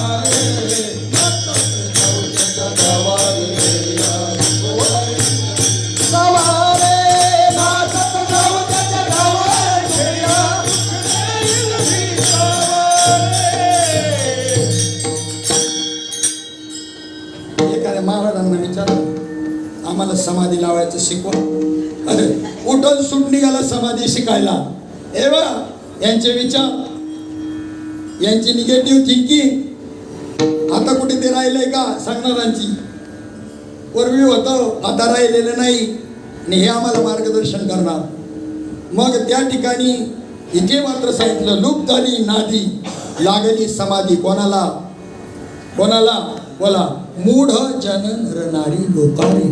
मूढातले मूढ, तुका म्हणे अशी बुद्धी ज्याची जड त्या म्हणे दगड बरा देवा. अशा मूढ जनांना आणि नामाच्या माध्यमामधून जी भावसमाधी प्राप्त होते आणि तीच कीर्तनातली समाधी आहे. आणि म्हणून या हठयोगाच्या समाधीचं सुख त्या ठिकाणी त्याचा निषेध केला. समाधीचे सुख सांडाव वाळून, समाधीचे सुख सांडाव वाळून, समाधीचे सुख सांडाव वाळून, समाधीचे सुख सांडाव वाळून. ऐकाया कीर्तनी ब्रह्मरस, ऐकाया कीर्तनी ब्रह्मरस, ऐकाया कीर्तनी ब्रह्मरस. कीर्तन म्हणजे दिल बैलाने की बात नाही, करमणुकीची गोष्ट नाही, मन रमवण्याची गोष्ट नाही, मनोरंजन करण्याची गोष्ट नाही, मन निरंजन करण्याची गोष्ट आहे. कीर्तन चांग आणि हो यांग. हा, कीर्तनामध्ये कीर्तनकारांना माहिती, तेही सांप्रदायिक कीर्तनकारांना ज्यांना बोध प्राप्त झाला त्यांना कीर्तनाचं सुख विचारायचं. ते ह्या हठयोगाच्या समाधीचं दुःख जे काही आहे ना सुख, त्यांच्या दृष्टीने तुकोबाराय म्हणतात, समाधीचे सुख सांडावं वाळून. ऐसा या कीर्तनी ब्रह्मरस. आणि त्या कीर्तन रसाचं सेवन म्हणजेच ब्रह्मरसाचं सेवन, ब्रह्मनामाच्या रसाचं सेवन ही सगळी मंडळी करत होती. आणि त्याला काला असं नाव आहे. काला म्हणजे दही लाईन हा वर दुर्मिळ हे असं नाही. जिथं अमृतापेक्षा दुर्लभ कोणती गोष्ट आहे. परंतु हा दही लाईचा काला आमच्या डोक्यामध्ये घुसवला. सुंदर भोसले भाऊ सुंदर सांगत असतात, आज मडकं नाही आहे. मला भाऊनी सांगितलं पहिलं, म्हणलं नसलं तरी चालते, काही नाही, नसलं तरी चालते. आपण त्या ठिकाणी आपलं फोटो लिहिलंच आहे मडकं, त्याच्यामुळे काही नसलं तरी चालू शकणार. परंतु त्या ठिकाणी ते प्रतीक आहे. आणि त्या प्रतीकाच्या दृष्टिकोनातून काल्याचा अर्थ जर आपल्याला पाहायचा झाला तर विवेक चूडामणी ग्रंथामध्ये काल्याचा अर्थ सांगितलेला आहे. आणि अर्ध्या श्लोकामध्ये सांगितलं. त्यांनी सांगितलं, श्लोकार्धेन प्रवक्ष्यामि यदोक्तम ग्रंथ कोटिभी. कोट्यावधी ग्रंथ जरी आपल्या संस्कृतीचे असले तरी अर्ध्या श्लोकामध्ये शंकराचार्य सांगतात, मी तुम्हाला त्यांचं तात्पर्य सांगतो. ब्रह्म सत्यम जगन मिथ्या, जीवो परब्रह्मैव नापरः. ब्रह्म सत्य आणि जगत नित्य आहे, जीव आणि परब्रह्म वेगळे नाही. जीव ब्रह्म परब्रह्माच्या ऐक्याचा अनुभव आला, पण जगत्वाचा विषय होत नाही. म्हणून अमृतानुभव आणि चांगदेव 65 वाचायची. आमचा प्रॉब्लेम तोच आहे. बाबांनी बैठकीमध्ये हेच ग्रंथ आपल्या समोर मांडले. अमृतानुभव चांगदेव 65 चिंतना करता ज्ञानेश्वरी भागवत हे ग्रंथ त्या ठिकाणी आपली काय या ठिकाणी प्रस्थानत्रयी आहे. बाबा सांगितले ज्ञानेश्वरी भागवत आणि गाथा ही आपली प्रस्थानत्रयी वारकऱ्याची. गीता उपनिषद वेदांत ही जी काही आहे ही संस्कृत प्रस्थानत्रयी आहे. पण आपली मात्र मराठीमधून जर प्राकृताच्या दृष्टीनं ज्ञानेश्वरी भागवत आणि गाथा ही प्रस्थानत्रयी आहे. आणि त्या दृष्टिकोनातून आमचा जगत्वाचा विच्छेद होत नाही आणि तो निश्चय होत नसल्यामुळे आम्हाला अखंडतेकडे वाटचाल करता येत नाही. राधा भावाकडे आम्हाला जाता येत नाही. गोपी भावाची अवस्था आम्हाला प्राप्त आहे. आणि तो गोपी भाव म्हणजे गोपी चंदन लावणे. गोपी भाव म्हणजे गोपी चंदन लावणे. तुम्ही गोपी तलाव जर पाहिला द्वारकेला गेल्यानंतर तर त्या ठिकाणी त्या गोपिकांनी त्या ठिकाणी भगवंतांनी देह ठेवला म्हणल्यावर त्यांनी त्या तलावामध्ये उड्या घेतल्या आणि त्याच्यापासून जो काही त्या मातीपासून जो काही गंध हे तयार झाला तो गोपी भाव. हे पौराणिक दृष्टीनं बरोबर आहे. पण आध्यात्मिक दृष्टीनं गोपी भावाचा अर्थ जर सांगायचा म्हणलं तर तुकोबरायांचा जो हा अभंग आहे. गाई गोपाळ यमुनेच्या तटे गाई गोपाळ यमुनेच्या तटे येती पाणी आम्ही दोन्ही जगते. येथे पाणी आम्ही दोन्ही जगते. जेणू चौगुणा खेळती वाळवंटी. जेणू चौगुणा खेळती वाळवंटी. सदा चला मनती पाऊस दे. ऐसा गोपीनाथा नामाचा नाही. ऐसा गोपीनाथा नामाचा नाही. सदाच मनती पाहुती. ऐसा गोपिकाचा मधुर नाही. ऐसा गोपिकाचा मधुर नाही. चेंडू चौगुणा म्हणजे चौथ्या गुणामध्ये खेळत होते. गुण तसं पाहिलं तर 3च आहे. त्रिगुणासार निर्गुण सार. पण माऊलींना माहित नाही का चौथा गुण शुद्ध सत्वगुण आहे. माऊलींना माहित आहे. म्हणून त्या चौथ्या गुणाची अवस्था जी भक्तीची लक्षणं ती माऊलींनी संजयाच्या अवस्थेमधून भगवंताच्या अर्जुनाच्या अवस्थेमधून उलगडलेली. तुमची ती जी सत्व अष्टसात्विक भावाची अवस्था आहे ती शुद्ध सत्वगुणाची अवस्था आहे. आणि त्यालाच गोपीचंदन म्हणायचं ह्या अभंगामध्ये आलेलं आहे. गाई गोपाळ यमुनेच्या त्याच्यामध्ये ती अवस्था पहा कशी आहे. दंत धावनाचा मुखा माझी हात. दात घाशीत असले ना त्या गोपीला. वादे वाजती नाही के जन्मात करी श्रवण श्रीकृष्ण वेणू गीत. स्वामी तुकयाचा पूर्वी मनोरथ. त्याच्या अगोदरचं चरण आहे. चिरे चोळिया त्या धुता विसरती. वस्त्र धुत असताना अशाच तटस्थ अवस्था राहायची. ऊर्ध्व लक्ष लागले कृष्णमूर्ती. कोणा नाठवे हा कोण कुळ याती. झाल्या तटस्थ सकळा नेत्र पाती हो. याला म्हणतात गोपीचंदन. आम्ही इथं गंधगोळ्या उघडतो गोपीचंदावला म्हणतो. मग बाबांना म्हणावं लागायचं होतं नव्हतं त्याचं पिऊन पिऊन वाटोळा केलं. भाग्याचा होतो म्हणून वाचलो. आले लोकांचे केसाने गळे कापले. देवा पाठीवर मार पण पोटावर मारू नको. आणि या भाद्रामध्ये हिंमत असेल तर कमवून घेईल. असे गंधगोळ्या उगाळणारे नेमेळ बसायचा. ध्यानात ठेवा. कोणीतरी एक सांगतो एक जण मेला होता. गंधाचं महत्व सांगताना सांगतो बरं का. आणि एक जण मेला होता आणि झाडाखाली पडला होता आणि कावळ्याने त्याच्या कपाळावरती शी केली. मग यमदूत आले म्हणले नाही रे हा भक्त दिसतो आणि ह्याच्या याने गंध लावलेला एवढ्या बावळट यमदूत कुठंच नाही विठ्ठल.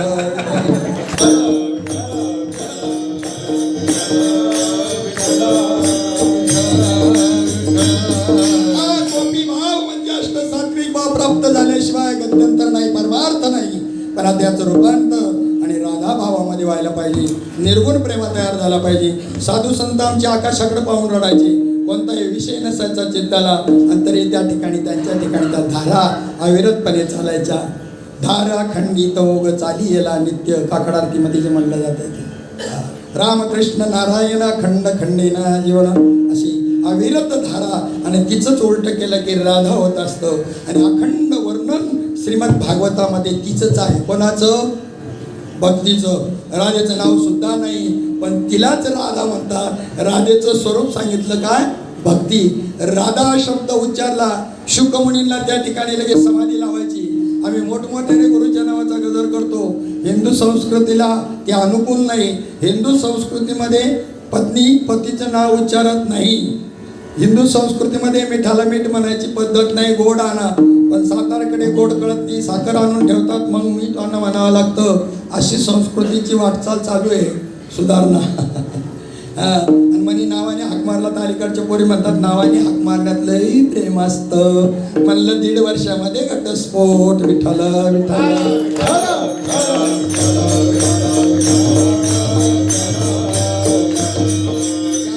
गोपी भाव राधा भावातला फरक आपला विषय चाललेला होता. आणि नवनाथ ग्रंथामध्ये कथा आलेली आहे. एक किती मोठा अवतार आहे. भरतरी अविरोत्र नारायणाचा अवतार आहे. घाबरू नका, शुल्लक पाप झालं इकडून तिकडून छिटपूट तुमच्याकडून, तर घाबरू नका. एवढं मोठं नाही भरतरी इतकं. परदारगमनापर्यंत गेलेला आहे. वेश्यागमनापर्यंत भरतरी गेला अविरोत्र नारायणाचा अवतार. आणि तुम्हाला मला जर तुका म्हणे आम्ही झालो अग्निरूप केलं तर पाप पुण्य लागेल का? मी समर्थन करत नाही त्या कृत्याचं समर्थन करत नाही, वाईट वागण्याचं. पण तुम्हाला आणून ठेवलेल्या भूमिकेचं समर्थन केल्याशिवाय राहणार नाही. याचा अर्थ तुम्हाला ती करायला मी समर्थन करतो असं त्याचा अर्थ घेऊ नका. कोणाला आणि कोणाला नाही हे मी उलगडा करून जातो. 18व्या अध्यायात सांगितलं काना वचनाची भेटी सरिसाची परिक्रीटी वस्तू होऊन उठी कहून एक जो. गुरुच्या मुखातून ती नाम आलं आणि याच्या कानावर पडल्याबरोबर तत्स्वरूप स्वरूपाला प्राप्त झाला. त्याला वेदही शिकू शकत नाही. त्यालाच, फक्त त्यालाच काही सेकंदानं, मिनिटानं, तासानं, नंतर जर होत असन 3 महिने, जास्तीत जास्त 3 वर्षाचा काळ सांगितला आहे. विसोबा खेचराला 3 वर्षाच्या कालावधीमध्ये नामदेवराय होण्याच्या, नामदेवरायाचे गुरु होण्याची पात्रता आणली. जास्तीत जास्त किती? 3 प्रकार. पेट्रोल बुद्धी आहे. एवढ्या अंतरावर पेट्रोल असले इथं गाडी ओढली तरी ओढील, ते अग्नीला ओढील. ज्यांची पेट्रोल बुद्धी आहे, कानावचनाची भेटे, त्याला वेदही शिकू शकत नाही. पण प्रारब्ध शेष आहे, कसंही कर्म त्याच्याकडून घडू शकतं. विवेक चुडामणी ग्रंथामध्ये विषय आला, त्याच्या व्यवहारिक द्वैत जातका राहतं. आम्ही लय संभ्रमात आहे. असं आहे सकट ध्यान ठेवायची नाही. ठाण्याच्या मेंटलमध्ये आणल्या यांना उमगाना काही काय म्हणू, काय करावं काय कळत नाही. 10 वेळा सांगावं लागतं आणि त्याला आम्ही विधेय अवस्था म्हणतो. विठ्ठल विठ्ठल विठ्ठल.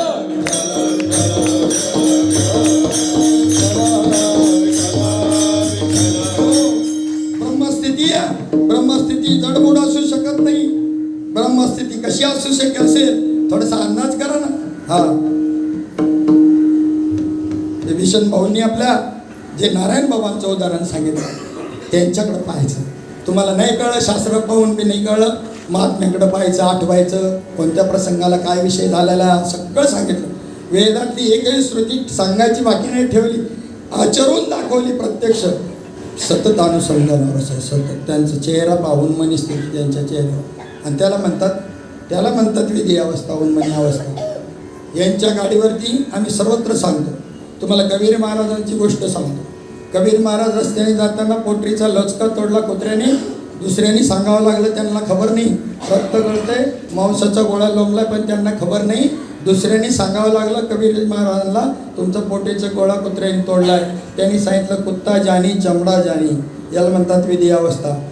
शेरवानी टोपी घातलेला फक्त जर कबीर महाराज डोक्यात असेल तर आणि मन जमणार नाही.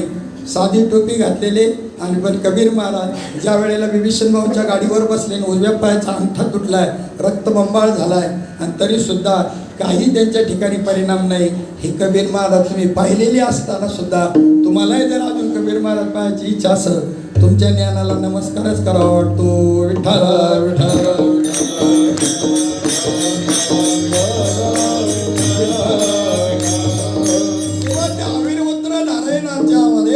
त्या ठिकाणी एक घटना त्या ठिकाणी घडली त्या भरतरीनं. आणि त्याच्या अनेकच त्या ठिकाणी स्त्रिया होत्या. आणि त्यानंतर एक पट्टराणी पिंगला नावाची होती. आणि त्या पिंगलीच्या संबंधानं तिला सहज विचारलं, तुझं माझ्यावर किती प्रेम आहे, शब्दात वर्णन करू शकत नाही. प्रसंग आल्यावर मी तुम्हाला दाखवेन. प्रेम वृत्तीमध्ये निर्माण व्हावं आणि वृत्तीतलं कृतीत यावं. वृत्तीतलं कुठे यावं? आमचं अजून वृत्तीमध्येच आहे. वृत्तीतलं कृतीत आलं की राधाभाव तयार झाला आणि वृत्तीतच राहिलं तर गोपी भाव राहील. वृत्तीत प्रेम निर्माण होणं गोपी भाव आहे आणि ती कृतीत उतरणं हा काय आहे? हा राधा भाव. मग त्या ठिकाणी एक वेळ परीक्षा पाहण्याकरता राजा भर्तरी अरण्यात गेला. एका सिंहाला मारलं, शिकार केली आणि त्या रक्तामध्ये आपले वस्त्र भिजवून एका सेवकाकडे पाठवली. का आता सगळ्यांना माहिती आहे. मग त्या सगळ्या राजांनी अतिशय शोक केला. किती शोक केला? कोण गडबडा लोळते, कोण केस उपटते, कोणी अगदी त्या ठिकाणी आपलं तोंड जोडून घेते. कोण काय कोण काय कोण काय कोण काय कोण काय, हे सगळं गोपी भावाचं वर्णन आहे. या सगळ्या यांच्या ज्या अवस्था आहे ना या राण्यांच्या, त्या गोपी भावात मोडतात. पण राधा भावाची अवस्था ज्यांना प्राप्त आहे आणि ती मात्र पिंगला. तिच्या कानावर राजा भर्तरीचं असं झालंय आणि ती समोरचं पाहिल्याबरोबर तिच्यातला प्राण निघून गेला. निघून गेला याला म्हणतात राधा भाव. एक गोपिका म्हणती, काय सांगू बाई, त्याचं स्मरण केलं ना, त्याचं स्मरण केलं की माझ्या डोळ्यामध्ये घळघळ घळघळ घळघळ अश्रुधारा येतात. दुसरीनं सांगितलं, बाई सांगू का, माझं तर तुझं तरी तुला भाग्यवान आहे, तुझ्या डोळ्यातून अश्रुधारा तरी येतात. पण त्याचं स्मरण करून करून करून माझ्या डोळ्यात त्या अश्रुधाराच आटून गेल्या. कोणती भाग्यवान कळतं का? नाही तर जेवल्यावर कळण. विठ्ठल विठ्ठल विठ्ठल.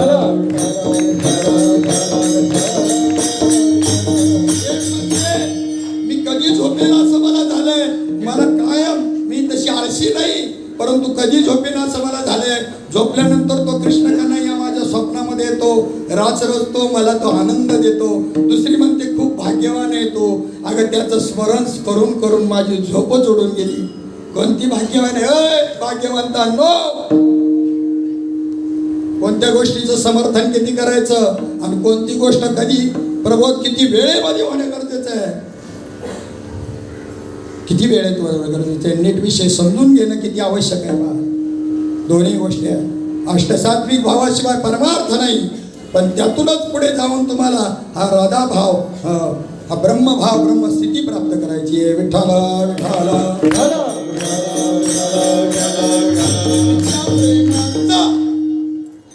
हरी भुकेला आहे. थोर प्रेमाचा भुकेला म्हणा. थोर प्रेमाचा भुकेला अची दुष्काळ तयाला, अची दुष्काळ तयाला, अची दुष्काळ तयाला.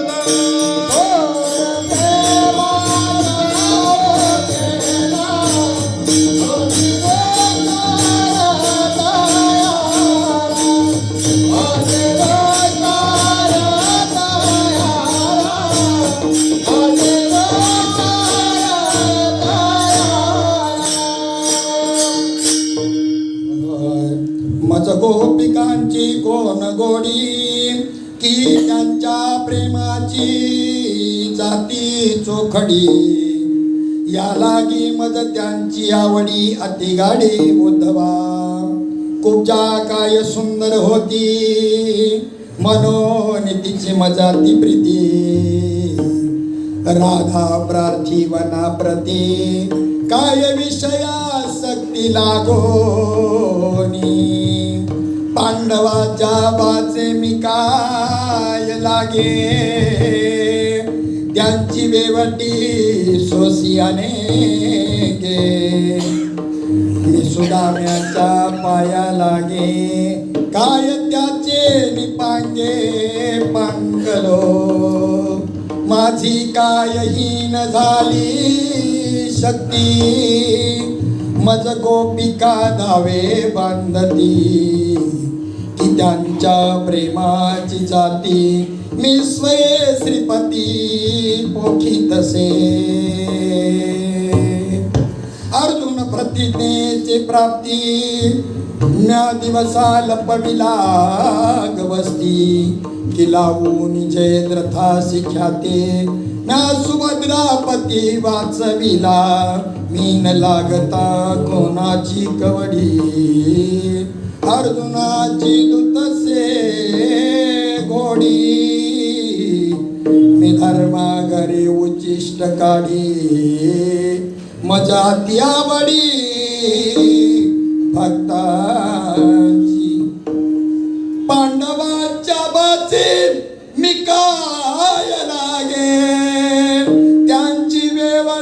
सोसी अनेगे झालं. मी सुदाम्याच्या पाया लागे काय त्याचे द्रौपदी गांजिता तत्काळी म्या कौरवांची तोंडे केली काळी की आगीने गिळता गोवळे मी प्राशीला दावा नित्य काळी रमा माझ्या पट्टाची राणी टीव्ही सेवे सिलाविली चरणी खांदी वाहिल्या गवळणी भक्त शिरोमणी गोपिका. कोण होत्या त्या गवळणी, कोण होते ते गोपाळ? पहिली गोष्ट रामायणामध्ये आलेली आहे की अयोध्येमधून वनवासाला प्रभू रामचंद्र निघाल्यानंतर त्या सर्वांनी ज्या वेळेला त्याचं रूप पाहिलं आणि सगळे आसक्त झाले, पुरुषासहित स्त्रियांसहित नपुसकासहित सर्व आसक्त झाले त्या रूपावर. इच्छा व्यक्त केली, तो आम्हाला पती म्हणून प्राप्त व्हावा. प्रत्येकाने स्वतंत्र इच्छा प्राप्त केली. प्रभूंनी त्या ठिकाणी त्यांना अंतःकरणातून सर्वांना जाणीव करून दिली ती मी मर्यादा पुरुषोत्तम आहे, पुढच्या अवतारामध्ये तुमची इच्छा पूर्ण करील. आणि ती सगळे अयोध्यावासी जन गोकुळमध्ये गोपाळ आणि गवळणींच्या रूपाने आले. ध्यानात घ्या. त्याच्यानंतर दुसरी गोष्ट मिथिला नगरीमध्ये ज्या वेळेला गेले सीता स्वयंवरा करता विश्वामित्र असेल त्यावेळेला काय वनातून जाताना त्या ठिकाणी अनेक त्या ठिकाणी अहिल्यासारखी शापित असतील किंवा अनेक ऋषीमुनी त्या ठिकाणी दंडकारण्यामध्ये बसलेले होते. आणि त्या ठिकाणी कोणी झाडाच्या रूपानं, कोणी दगडाच्या रूपानं, प्रत्यक्ष देहाच्या रूपानं त्या सर्वांनी इच्छा प्रकट केली याच्या रूपाला भाळून की तो आमचा पती व्हावा आणि आम्ही तुझ्या श्रेया होऊन आम्हाला त्या ठिकाणी सुख प्राप्त व्हावं. आणि म्हणून त्यांनाही सांगितलं पुढच्या अवतारामध्ये तुमच्या इच्छाची पूर्तता करेल. मिथिलेला गेल्यानंतर त्या स्वयंवराच्या ठिकाणी सुद्धा आकाशाशी चढले नाते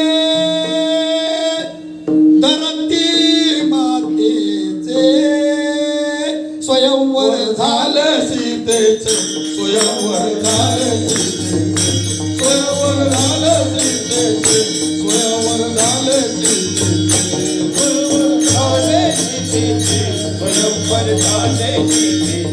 स्वयंवर झाले सीतेचे स्वयंवर झाले सीतेचे. त्या मिथिलावासियांनी हीच इच्छा प्रकट केली. सांगितलं पुढल्या अवतारामध्ये तुमची इच्छा पूर्ण करेल.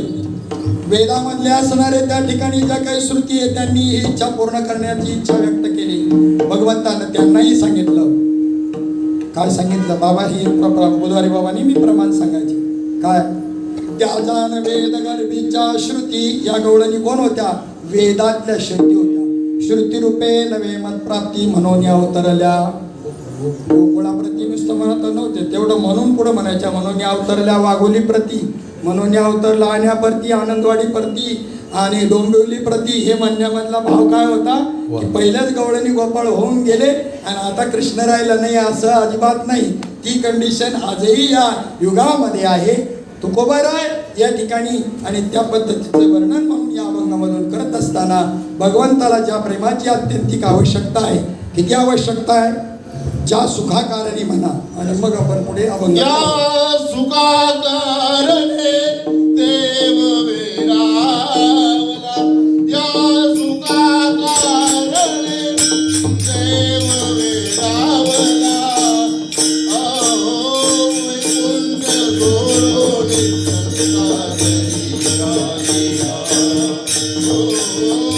वैकुंठ सोडोनी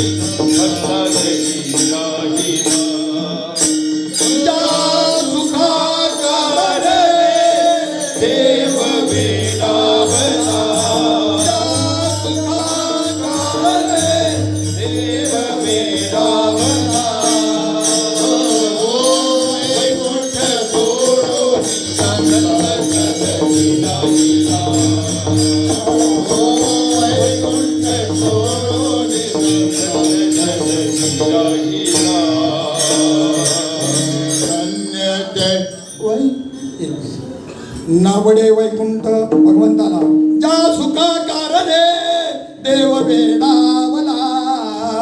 वैकुंठ सोडोनी संत सदनी राहिला. नावडे वैकुंठ शेषाचे सदन आणि वैष्णव सदन आवडले. कशा करता? त्याच प्रेमास्तव जे प्रेम त्या ठिकाणी गोपाळांना गवळणींना दिलं होतं तेच या वैष्णवांना प्राप्त व्हावं म्हणून युगानुयुगापासून भगवंत आणि त्या ठिकाणी संतांच्या रूपाने अवतार धारण करत असतो. संतांच्या विभूती धर्मा लागी अवतरती किंवा धर्मस्थापनेचे जे नर मागे झाले धर्माचे रक्षक तेच विष्णूचे अवतार मागे झाले पुढे होणार. हे देणे ईश्वराचे झालं असं म्हणणार आहे ना त्याला सोप्या भाषेत बाबांच्या भाषेत सांगा. तुझं नाव सखाराम तुकाराम कापसे. तुकाराम कापसे आहे का? मरून म्हणले 10 वर्ष झाली. मग त्याचं नाव कशाला लागतो? म्हणजे मग बिन बापाचं नाही का होणार? म्हणजे आता कशी कळ लागली आणि संतांचं राहिलं आहे म्हणायला लाज नको वाटायला. त्या ठिकाणी स्वतःच्या कुळाचा नाश करून घेतला. स्वतःच्या कुळाचा स्वतः सहित नाश करून घेतला. पण संतांचं कुळ रक्षण करताना शेवटच्या क्षणाला उद्धवाला आलेला कृष्ण जाता जातो नाही. आणि मग तो तिथे असताना त्या ठिकाणी सांगितलं पहिला भद्रिका समाजाला जा. इथं असं घडणार आहे. तुला जे भागवत तत्वाचं ज्ञान दिले त्याचा प्रचार प्रसार करायची जबाबदारी तुझ्यावर आहे. जबाबदार व्यक्तीनं नीट बोलावं असं सगळ्यांनीच सांगितलं. कोणाला सांगितलं काय माहिती? विठ्ठल सगळ्यांनी सांगितल्यामुळं प्रश्न पडला. कोणाला सांगितलं ते कळलं नाही मला. पण प्रत्येकाने समजायचं मला सांगितले. जबाबदार माणसाने प्रत्येकाने समजायचं हे मला सांगितलेले. चला पुढे. आणि मग त्या सुखाकरता भगवान परमात्मा त्याचं मूळ स्वरूप काय? हो त्याचं मूळ स्वरूप 3 प्रमाणाद्वारे आपल्या पुढे मांडून अभंगाकडे आपण वळूया. मूळ स्वरूप कसं आहे त्याचं सगळ्यांना माहिती. अव्यक्त निराकार नाही ज्या आकारा पण अव्यक्त आकारा आले गुणवंतर घाली दंडवत बोलवण्या आला नावा रूपा तुका म्हणे झाला सोपा अनिला रूपा बळे करुणी खडे हरदाशी. भरपूर प्रमाणात एकले न कंठेची म्हणून या येणे केली निर्माण 14 भुवने गगनचंद्र सूर्य तारांगणे 5 भौतिके भिन्न भिन्न ओ ऐसा लाघव्या माया सूत्रधारी. इकडे बघा तिकडे नका. त्यांनी मोबाईल उचलला अय्यर बाबाकडे आणून दिला. पाहिजे तर मी कॉमेंट्री सांगतो न पाहताही तुम्हाला कळत. विठ्ठल विठ्ठल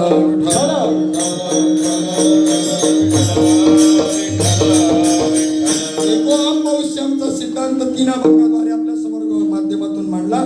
एकले न कंठेची म्हणून येणे नवते एकना दुसरे काही यासी होता लपुनिया बोलिया कुशी काहीच नोळ कोणी आपणाशी तोची येथे येऊनी झाला विनाशी हो रूप धरिले सगुण चांगले किंवा नव्हे तिची कैसे झाले रे खेळला नाही तिची दिसू लागले रे अरूप होते ते रूपाशी आले जीव शिव नाम पावले रे.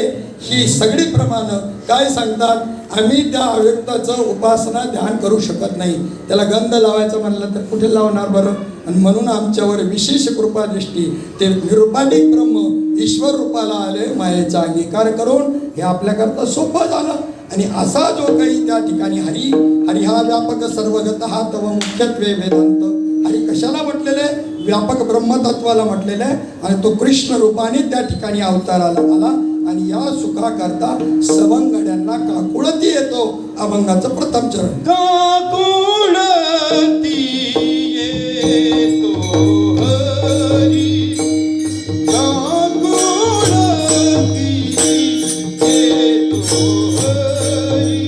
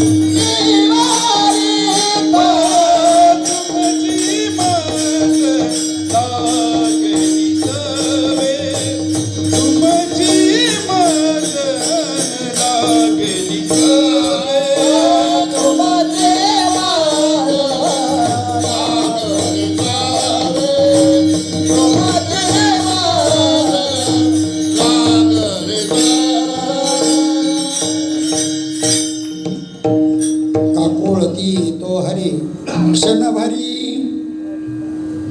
वेगळा काय निवडिता. थोडा वेळ जरी त्याला आपल्यातून त्याला त्या सौंदर्याने बाजूला टाकलं तर त्यांच्या पाया पडायचं. काकोळती यायचं, मला तुमच्यात खेळ द्यावा, तुमच्याशिवाय मला कोणही नाही तरी तुमच्याशिवाय बाबा नाही सांगा. ही माणसे चालायला जागा नाही, पण किती जणांना सांगितलं कोणी ऐकत नाही. हो तुम्ही मंडळींनी ऐकलं, खरोखर तुमचे किती उपकार आहेत. आणि हाच भाव इथे बाबांच्या ठिकाणी, हाच कृष्णाचा भाव आहे. काकोळती येतो हरी क्षणभरी निवडिता. थोडा वेळ जरी बाजूला निवडलं तरी गोपिकांच्या संबंधाने उदाहरण सांगतो आणि गोपाळांच्या संबंधाने उदाहरण सांगून पुढे जातो. गोपिकांच्या संबंधाने उदाहरण जर सांगायचं जर म्हणलं, ज्या वेळेला रासक्रीडा चालू होती, सर्व जे काही ब्रह्मचारी गोपिका, ग्रस्ताश्रमात गोपिका आहेत, वानप्रस्थ संन्यासी आश्रम या चारही आश्रमामध्ये गोपीभाव प्राप्त झालेले साधक आहेत, त्यांना त्या सर्वांकरता त्या गोपींच्या करता रासक्रीडा केलेल्या आहेत. ब्रह्मचारी गोपिकांकरता त्या ज्या वेळेला कात्यायनी व्रत करतात, उपवर्ती न झालेल्या अशा मुली 8 वर्षाच्या आतल्या, त्यांच्याकरता ते वस्त्रहरणाची लीला त्या ठिकाणी केली. वस्त्रहरण म्हणजे अंकाररूपी वस्त्रहरण, किंवा ज्यांचं वस्त्रहरण केलं त्यांच्या वयाचा विचार आपल्या समोर मांडला. 8 वर्षाच्या आतल्या मुली कात्यायनी व्रत करतायत, जन्मोजन्मी आम्हाला कृष्णासारखा पती मिळावा म्हणून अशा प्रकारची वस्त्रहरणाची लीला त्यांच्याकरता केली. जाऊ दे, इकडे पहा, ज्यांना हा मुलगा झालेला आहे त्या यशोदेला कितव्या वर्षी झालेला आहे हा मुलगा? 80व्या वर्षी. आणि राधेचं वय काय आहे? 60 वर्ष. भगवान परमात्म्याने 8 वर्षापर्यंत सगळ्या लीला करून तो द्वारकेला गेला. पण ह्या चित्रपटकारांनी, भजनी मंडळींनी ज्यांच्या गाथ्यातल्या गवळणी नाही माथ्यातल्या आहेत, त्यांनी या राधेचं फार विटंबन करून टाकलं. फार विटंबना केली. राधा ही बावरी, हे बावरण ते राधेला बावर करते. सांगा चला पुढे. आणि मग त्या ठिकाणी या ज्या गोपिका आहेत यांची रासक्रीडा त्या पद्धतीची, वानप्रस्थींची सगळ्यांना माहिती आहे. देवाने सांगितलं आज आपण उशीर झाला सगळ्यांना उठायला, नाही लीलाच करायची होती म्हणून मुद्दाम उशिरा उठले आणि अरण्यामध्ये गाई गुरं घेऊन गेले. परंतु आणि शिदा भाकरी वगैरे काही आदल्या दिवशी उत्सव होता नंदवाड्यावरती, त्यामुळे सर्वांना झोपायला उशीर झाला आणि शिदोऱ्या बांधल्या गेल्या नाही. काही हरकत नाही, चला म्हणले. आणि त्यावेळेला गोपाळांनी सांगितलं तिथं धूर निघतो ना, तिथे जा. हो मावून चाललेलं होतं तिथे. हे गेले डायरेक्ट त्यांच्या माहितलं होते, म्हणले चल ते गवळ्याचं पोरगं तो काय देव आहे का म्हणे, आमच्या देवाला पाहिजे म्हणलं. बाबा म्हणायचे दाढी मी शेवाले आहेत ना, त्यांना लवकर कळणार नाही, तुम्हाला लवकर कळलं, कारण तुम्ही जास्त फिरत नाही बाहेर, तुमच्या अंतकरणावर जास्त मलिनता आलेली नाही. म्हणून गोपाळांना आणि गवळणींना लवकर कळला. पण आमच्यासारखे दाढी शेवाले तिथे होमावन करत बसले होते, नाही दिलं त्यांनी. देवाला सांगितलं, त्यावेळेस सांगितलं जायचं चुकलं तुमचं, मागच्या दरवाजामधून जा. आणि मग त्यांच्या घरांमध्ये गेल्यानंतर त्या स्त्रिया नैवेद्य करून निघाल्या होत्या होमाकडं. पण त्यांना सांगितल्यावर त्यांना देव चांगला कळला होता. तसंच ते इकडं निघाल्या होता ताटं घेऊन. सगळ्या आल्या, पण एक मागं राहिली होती संत सखूसारखी, तिचा नवरा पाणी पिण्याकरता म्हणून घराकडे आला, जवळच होम चाललेला असल्यामुळे. आणि ही ताट घेऊन निघाला. तेवढं कुठे चालली म्हणे, कृष्णाला भगवंताला त्या ठिकाणी प्रसाद घेऊन चालले, अजिबात न्यायचं नाही, माझी पत्नी येतो, जायचं नाही. ती म्हणली तू या देवाचा पती आहे सांभाळ. यांनी तिला बांधून ठेवलं, तिने तिथल्या तिथे प्राण सोडला. दिव्य दे आणि सगळ्यात पुढे त्या सगळ्या गवळणींच्या होते. ही वानप्रस्थाश्रमीयांकरता केलेली लीला आणि भागवतामध्ये सांगितले. त्यानंतर एक लीला जी रासक्रीडेची केलेली आहे ही ग्रस्ताश्रमी करता केलेली आहे. लीला करत असताना यमुनेला पूर आलेला आहे, पलीकडं कसं जायचं. पण त्या ठिकाणी दुर्वास मुनी बसले होते, त्यांना विचारलं. त्यांनी सांगितलं एका वेळेला 60 खंड्या अन्न खाऊन दुर्वास मुनी उपाशी असेल तर यमुने माते वाट दे. ते असं म्हणल्याबरोबर वाट मिळाली. बरोबर का. आणि पुन्हा ज्या वेळेला रासक्रीडेचा प्रसंग त्या ठिकाणी आहे आणि रासक्रीडा 6 महिन्याची केली होती भगवंतानी, पण तरी गोपिका म्हणतात वेगी का गवस्ती उगवला. सुखाचे दिवस पटकन जातात, आपल्याला काल परवा आल्यासारखं वाटतं, आणि दुःखाचे दिवस जात नाही. लगेच त्यांना वाटलं सूर्य कसं काय उगवला. आणि त्यावेळेला भगवान शंकर सुद्धा त्या ठिकाणी आले.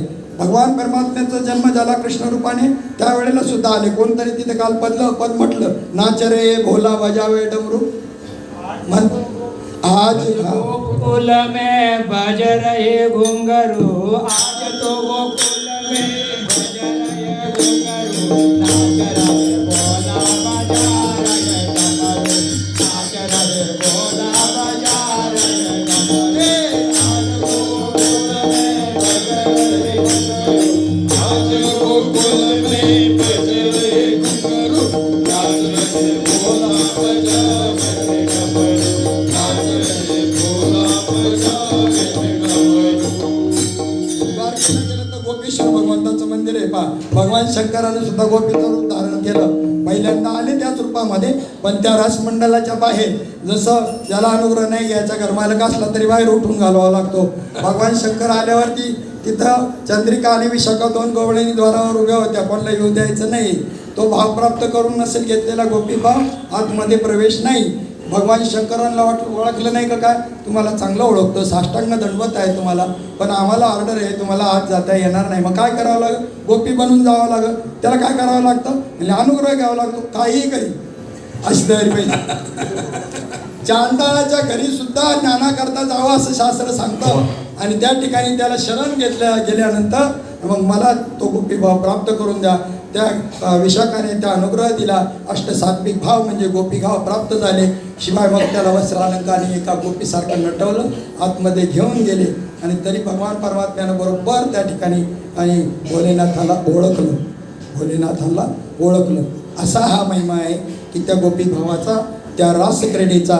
आणि त्या ठिकाणी तिथे गेल्यानंतर रासक्रीडा आता झाल्यानंतर आता जा म्हणे तुम्ही घरी. म्हणले नाही जावंसं वाटत. ते हलायला तयार नाही, काहीच बोले ना, प्रतिक्रियाच व्यक्त करेना. मग त्या ठिकाणी तो त्यांना शास्त्र सांगू लागला. अरे तुम्हाला मी एक शास्त्र सांगतो, स्त्रियांना गुरु करण्याची काही आवश्यकता नाही. पतीला गुरु मानून तुम्ही त्यांची सेवा करायची, तुम्हाला सद्गती प्राप्त होईल. सैनिकाला कोणत्याही प्रकारे मोक्षाकरता स्वतंत्र प्रयत्न करण्याची गरज नाही. आपलं कर्तव्य करत असताना त्यांनी देह ठेवला, त्यांना मोक्ष प्राप्ती होते. बाकीच्यांना मात्र करावं लागलं. असं ज्या वेळेला त्यांना त्या ठिकाणी सांगितलं, कोणाला?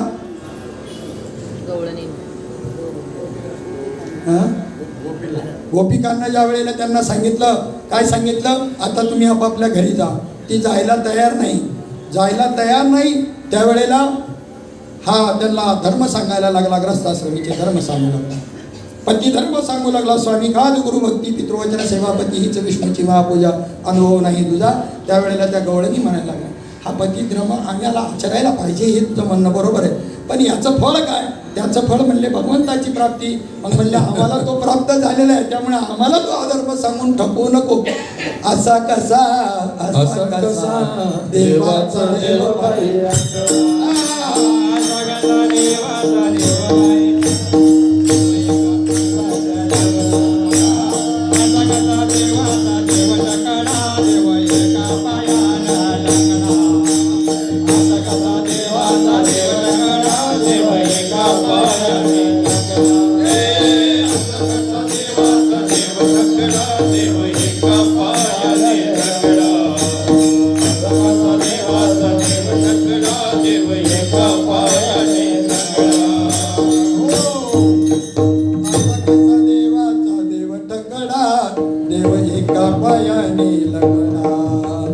आणि मग त्या जायला तयार नाही.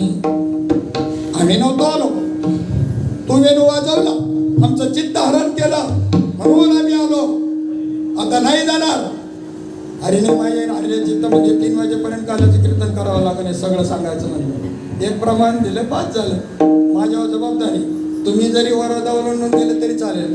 भावांनी 5 मिनिटं अगोदर उरकलं, मी सुद्धा 5 मिनिटं अगोदर उरकायला पाहिजे, पण मी वेळेच्या 5 मिनिटं जास्त घेणार आहे मागणी मागून, पण त्याच्या पुढे 10 मिनिटं अजिबात नाही. हां, ध्यानात ठेवा. मी घडी त्या ठिकाणी गाड्या नाही तरी पण माझ्या हातामध्ये आहे, सगळं बरोबर लाईनसर घेणार. हारबीर सगळं खुणवायची सुद्धा आवश्यकता नाही. ते घेतलं का त्याच्या मागे सगळंच येणार नाही. खुणवलं ते काही बिघडलं नाही, तरी बिघडलं नाही काय. तर मला माहिती आहे की आपल्याला जबाबदारी पूर्ण जायचं आहे. वाहनाची व्यवस्था कमी आहे, काहीतरी सांगतात म्हणून एकच बसची व्यवस्था 13 किलोमीटर जवळ असल्यामुळं त्यांना सोडून परत यायचं, परत दुसऱ्यांना घेऊन जायचं, अशी सगळी पोझिशन आहे. जरी 4:45ला ट्रेन आहे तरीसुद्धा इथून जाण्याकरता भोजन करून सगळ्यांना प्रसाद, आपल्याला पाकिटचं प्रसाद संध्याकाळच्या करता ट्रेनमध्ये खाण्याकरता ते घेऊन जायचे सर्वांनी. आणि हे सगळं वेळेमध्ये एवढं सोपं बी नाही. त्यामुळं ही जबाबदारीची गोष्ट आहे. कीर्तन आमचं आज नाही झालं तर उद्या पुन्हा त्याच्या पुढं सांगता येईल कधी. कारण ही गाडी जर आपली हुकली तर मग मात्र काही मोठं कठीणच होईल. हे मलाही जायचं असल्यामुळं मग तुमच्यापेक्षा मला माझी तर काळजी नक्कीच जास्त आहे. असो काय त्यावेळेला त्या ठिकाणी बाबा त्यांनी सांगितलं कशाला वाजवला वेणू. त्या वेणू वाजवल्यामुळं आम्ही या ठिकाणी आलो. नसता तू वेणू वाजवला तर आता सांगू नको आम्हाला कोणते धर्म काही नाही. आपण त्यांना तो काकुळती येतो हरी. पण इथे मात्र गोपाळांच्या संबंधाने म्हटलेलं आहे. त्यांचे खेळ चालायचे त्या वेळेला. मग त्या ठिकाणी कानोबा देडाव जाऊन कोरडी, कानोबा देडाव जाऊन कोरडी. आणि ती खेळ खेळत असताना मग खांदी भार पोटी भूक काय खेळायचे सुख त्यांच्या होता तो. तुम्ही सगळे नाश्ता करून आलेले मला माहिती आहे, आले की नाही. त्याच्यामुळे तुम्हाला काही खांदी भार पोटी भूक नाही. पण तरी जायची मात्र आपल्याला पोटी भूक नाही, पण खांदी भार आहे ना जाण्याच्या दृष्टिकोनात. असो आणि त्या ठिकाणी त्या परमात्म्याला त्या ठिकाणी डाव द्यायला लागतो. तोरडी येतो. मग त्या ठिकाणी गोपाळ रुसतात, तू डाव देत नाही ना, मग आमच्यामध्ये खेळ, आम्ही तुझ्यामध्ये नाही खेळणार. ते एकटंच जाऊन आपलं उदर समोर बसते एका बाजूला. इकडं परत आपला डाव चालू करतात. ते आलं पार डसडसा रडायला लागलो. कृष्ण कन्हैया डसडसा हरी रडायला लागला. म्हणला अरे तुमच्या पाया पडतो रे, तुमच्या खेळामध्ये मला घ्या. आणि केवळ एवढ्या करता मी ते वैकुंठ सोडून इथं आलो. तुम्ही जर मला त्या खेळामध्ये जर नाही घेतलं कोण आहे मला लागली सवे तुमची लागली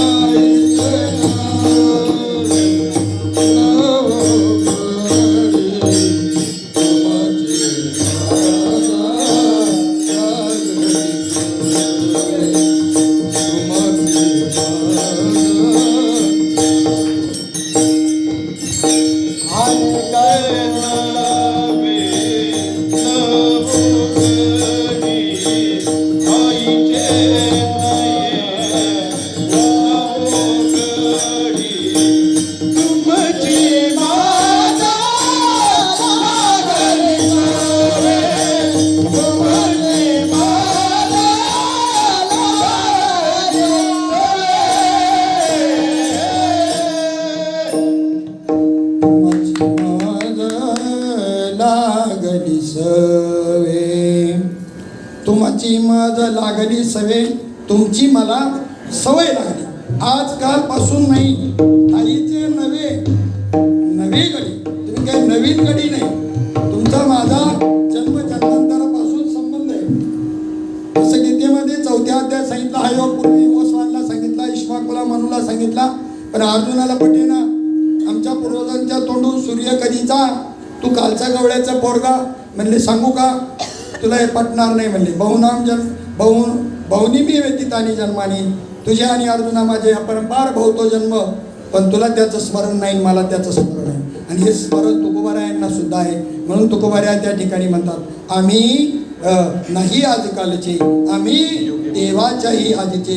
जे जे घेतलेले होते अवतार, तुका त्यांच्या बरोबर निद्रा केली होतो पायी. निद्रा, तुम्ही झोपला होता त्यावेळेला तुमच्या चरणाशी आम्ही बसलेलो होतो.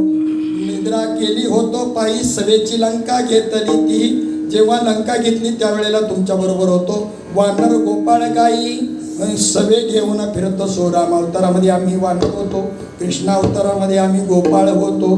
तुम्ही होता राम राजा, आम्ही वानर.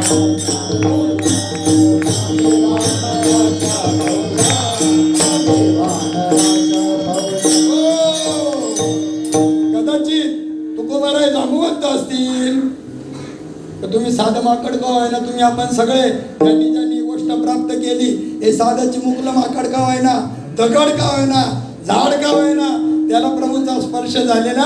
म्हणून सद्गुरू श्रीपाद बाबा रामदास बाबा भेटून तुम्हाला अनुग्रह प्राप्त झाला. सर्वांना माहिती, आपण सर्वज्ञ श्रोते आहात म्हणून सांगत बसत नाही. असा हरी म्हणतो, तुम्ही नवे गडी नाही, तुमचे आपले जन्मजन्मांतरापासून संबंध आहे. तुकोबरायांचा संबंध चौयुगांचा भक्त नामा उभा कीर्तनी पाठी मागे डोळे झाकून उभे तेजनी वळवंटापासून महाद्वारापर्यंत हिरण्यकश्यप कुळी नामा प्रल्हाद भक्त.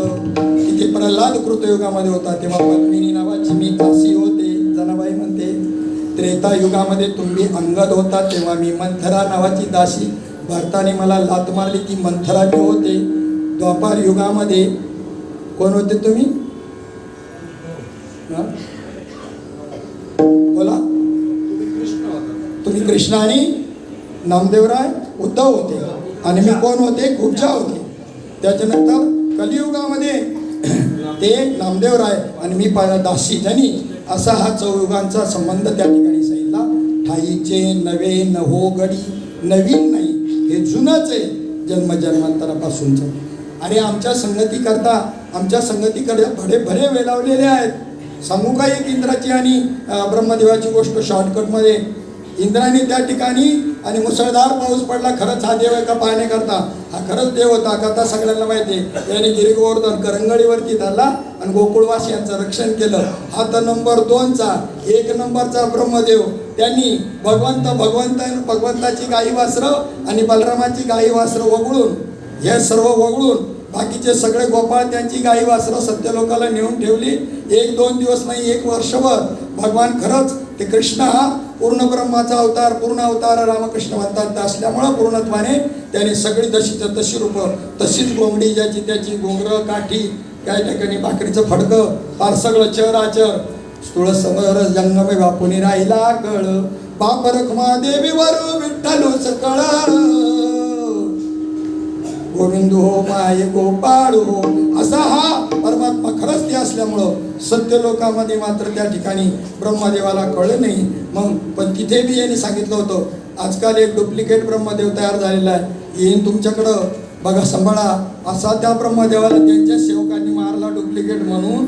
ओरिजिनल होता ते सुद्धा कृष्ण आहे. त्याची पुरती खोड मोडली. वरून डोकावून पाहिलं गोकुळातले व्यवहार वर्षभर झाले कसे चालले असतील, सगळं आलबेल चाललं होतं. हे दोन्ही मंडळी काल्याची असे एवढंच काय देवजळी झाले मासे. पण त्या ठिकाणी म्हणतो मासे व्हायला यांना जमलं, गोपाळ व्हायला काय धाड भरली होती यांना. मोठेपणा, प्रतिष्ठा. वारकरी संप्रदायाच्या आध्वर्य धोंडा महाराज यांची कन्या बाबा बंडोबाच्या कुळामध्ये दिलेली होती. आणि त्या ठिकाणी त्यांनी बंडोबाबांना विनंती केली मला हा विषय समजून घ्यायचा आहे, पण माझं नाव कोणाला सांगायचं नाही. महात्म्याच्या मुखातून ऐकलेले गोद्वारे बाबांच्या, मोठ्या बाबांच्या. त्यांनी सांगितलं जमणार नाही, मी उलट दौंडी पेटून सांगणार. धोंडा महाराजांनी अनुग्रह घेतलेला आहे. ओ डुम डुम डुम डुम डुम डुम. मग त्यांनी घेतला नाही, प्रतिष्ठा आली. आणि पुन्हा मग बापू गुरुजी हे बी ब्राह्मण होते. ब्राह्मणाकडून घ्यायचा, तिकडून घ्यायचं नाही. त्यांच्याकडून अनुग्रह घ्यायला गेले, त्यांनी त्यांना दिला. ते मात्र जातीवर गेले. आणि त्यानंतर त्यांनी नारद भक्तिसूत्र लिहिलं. कोणी? धोंडा महाराजांनी. आणि पहिलं वेळाची वेळी अंगणी उभी ठेरे या विरहिणीवरती कीर्तन केलं. अक्षरशः अशी काही अवस्था त्या ठिकाणी त्यांची धोंडा महाराजांची झाली होती. आणि ब्रह्म नारद भक्तिसूत्र लिहिलं. त्यात मी भक्ती कशी असावी हे सांगताना यथाव्रज गोपिकानाम, तुमची भक्ती गोपिकांसारखी असावी असं उदाहरण त्या ठिकाणी दिलं. मग असे आहेत ना, हे मोठे मोठे काकुळती येतात, पण त्यांना मात्र त्या ठिकाणी त्यांची संगती या हरीला आवडत नाही. अभंगाचं 3रं चरण. बोलवे पार तुम्ही बोलवे पार, अधिक बोलावीत फार, अधिक बोलावीत फार.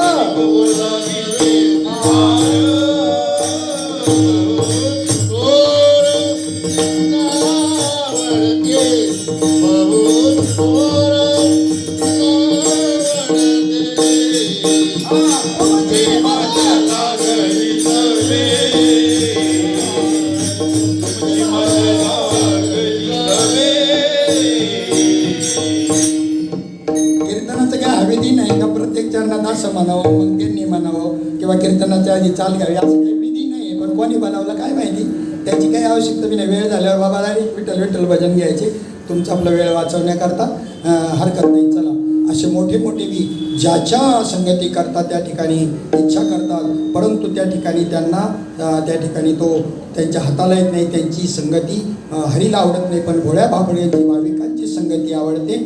शेवटच्या चरणामध्ये त्या ठिकाणी म्हणतात, तत्पूर्वी आपण भजन घेऊया.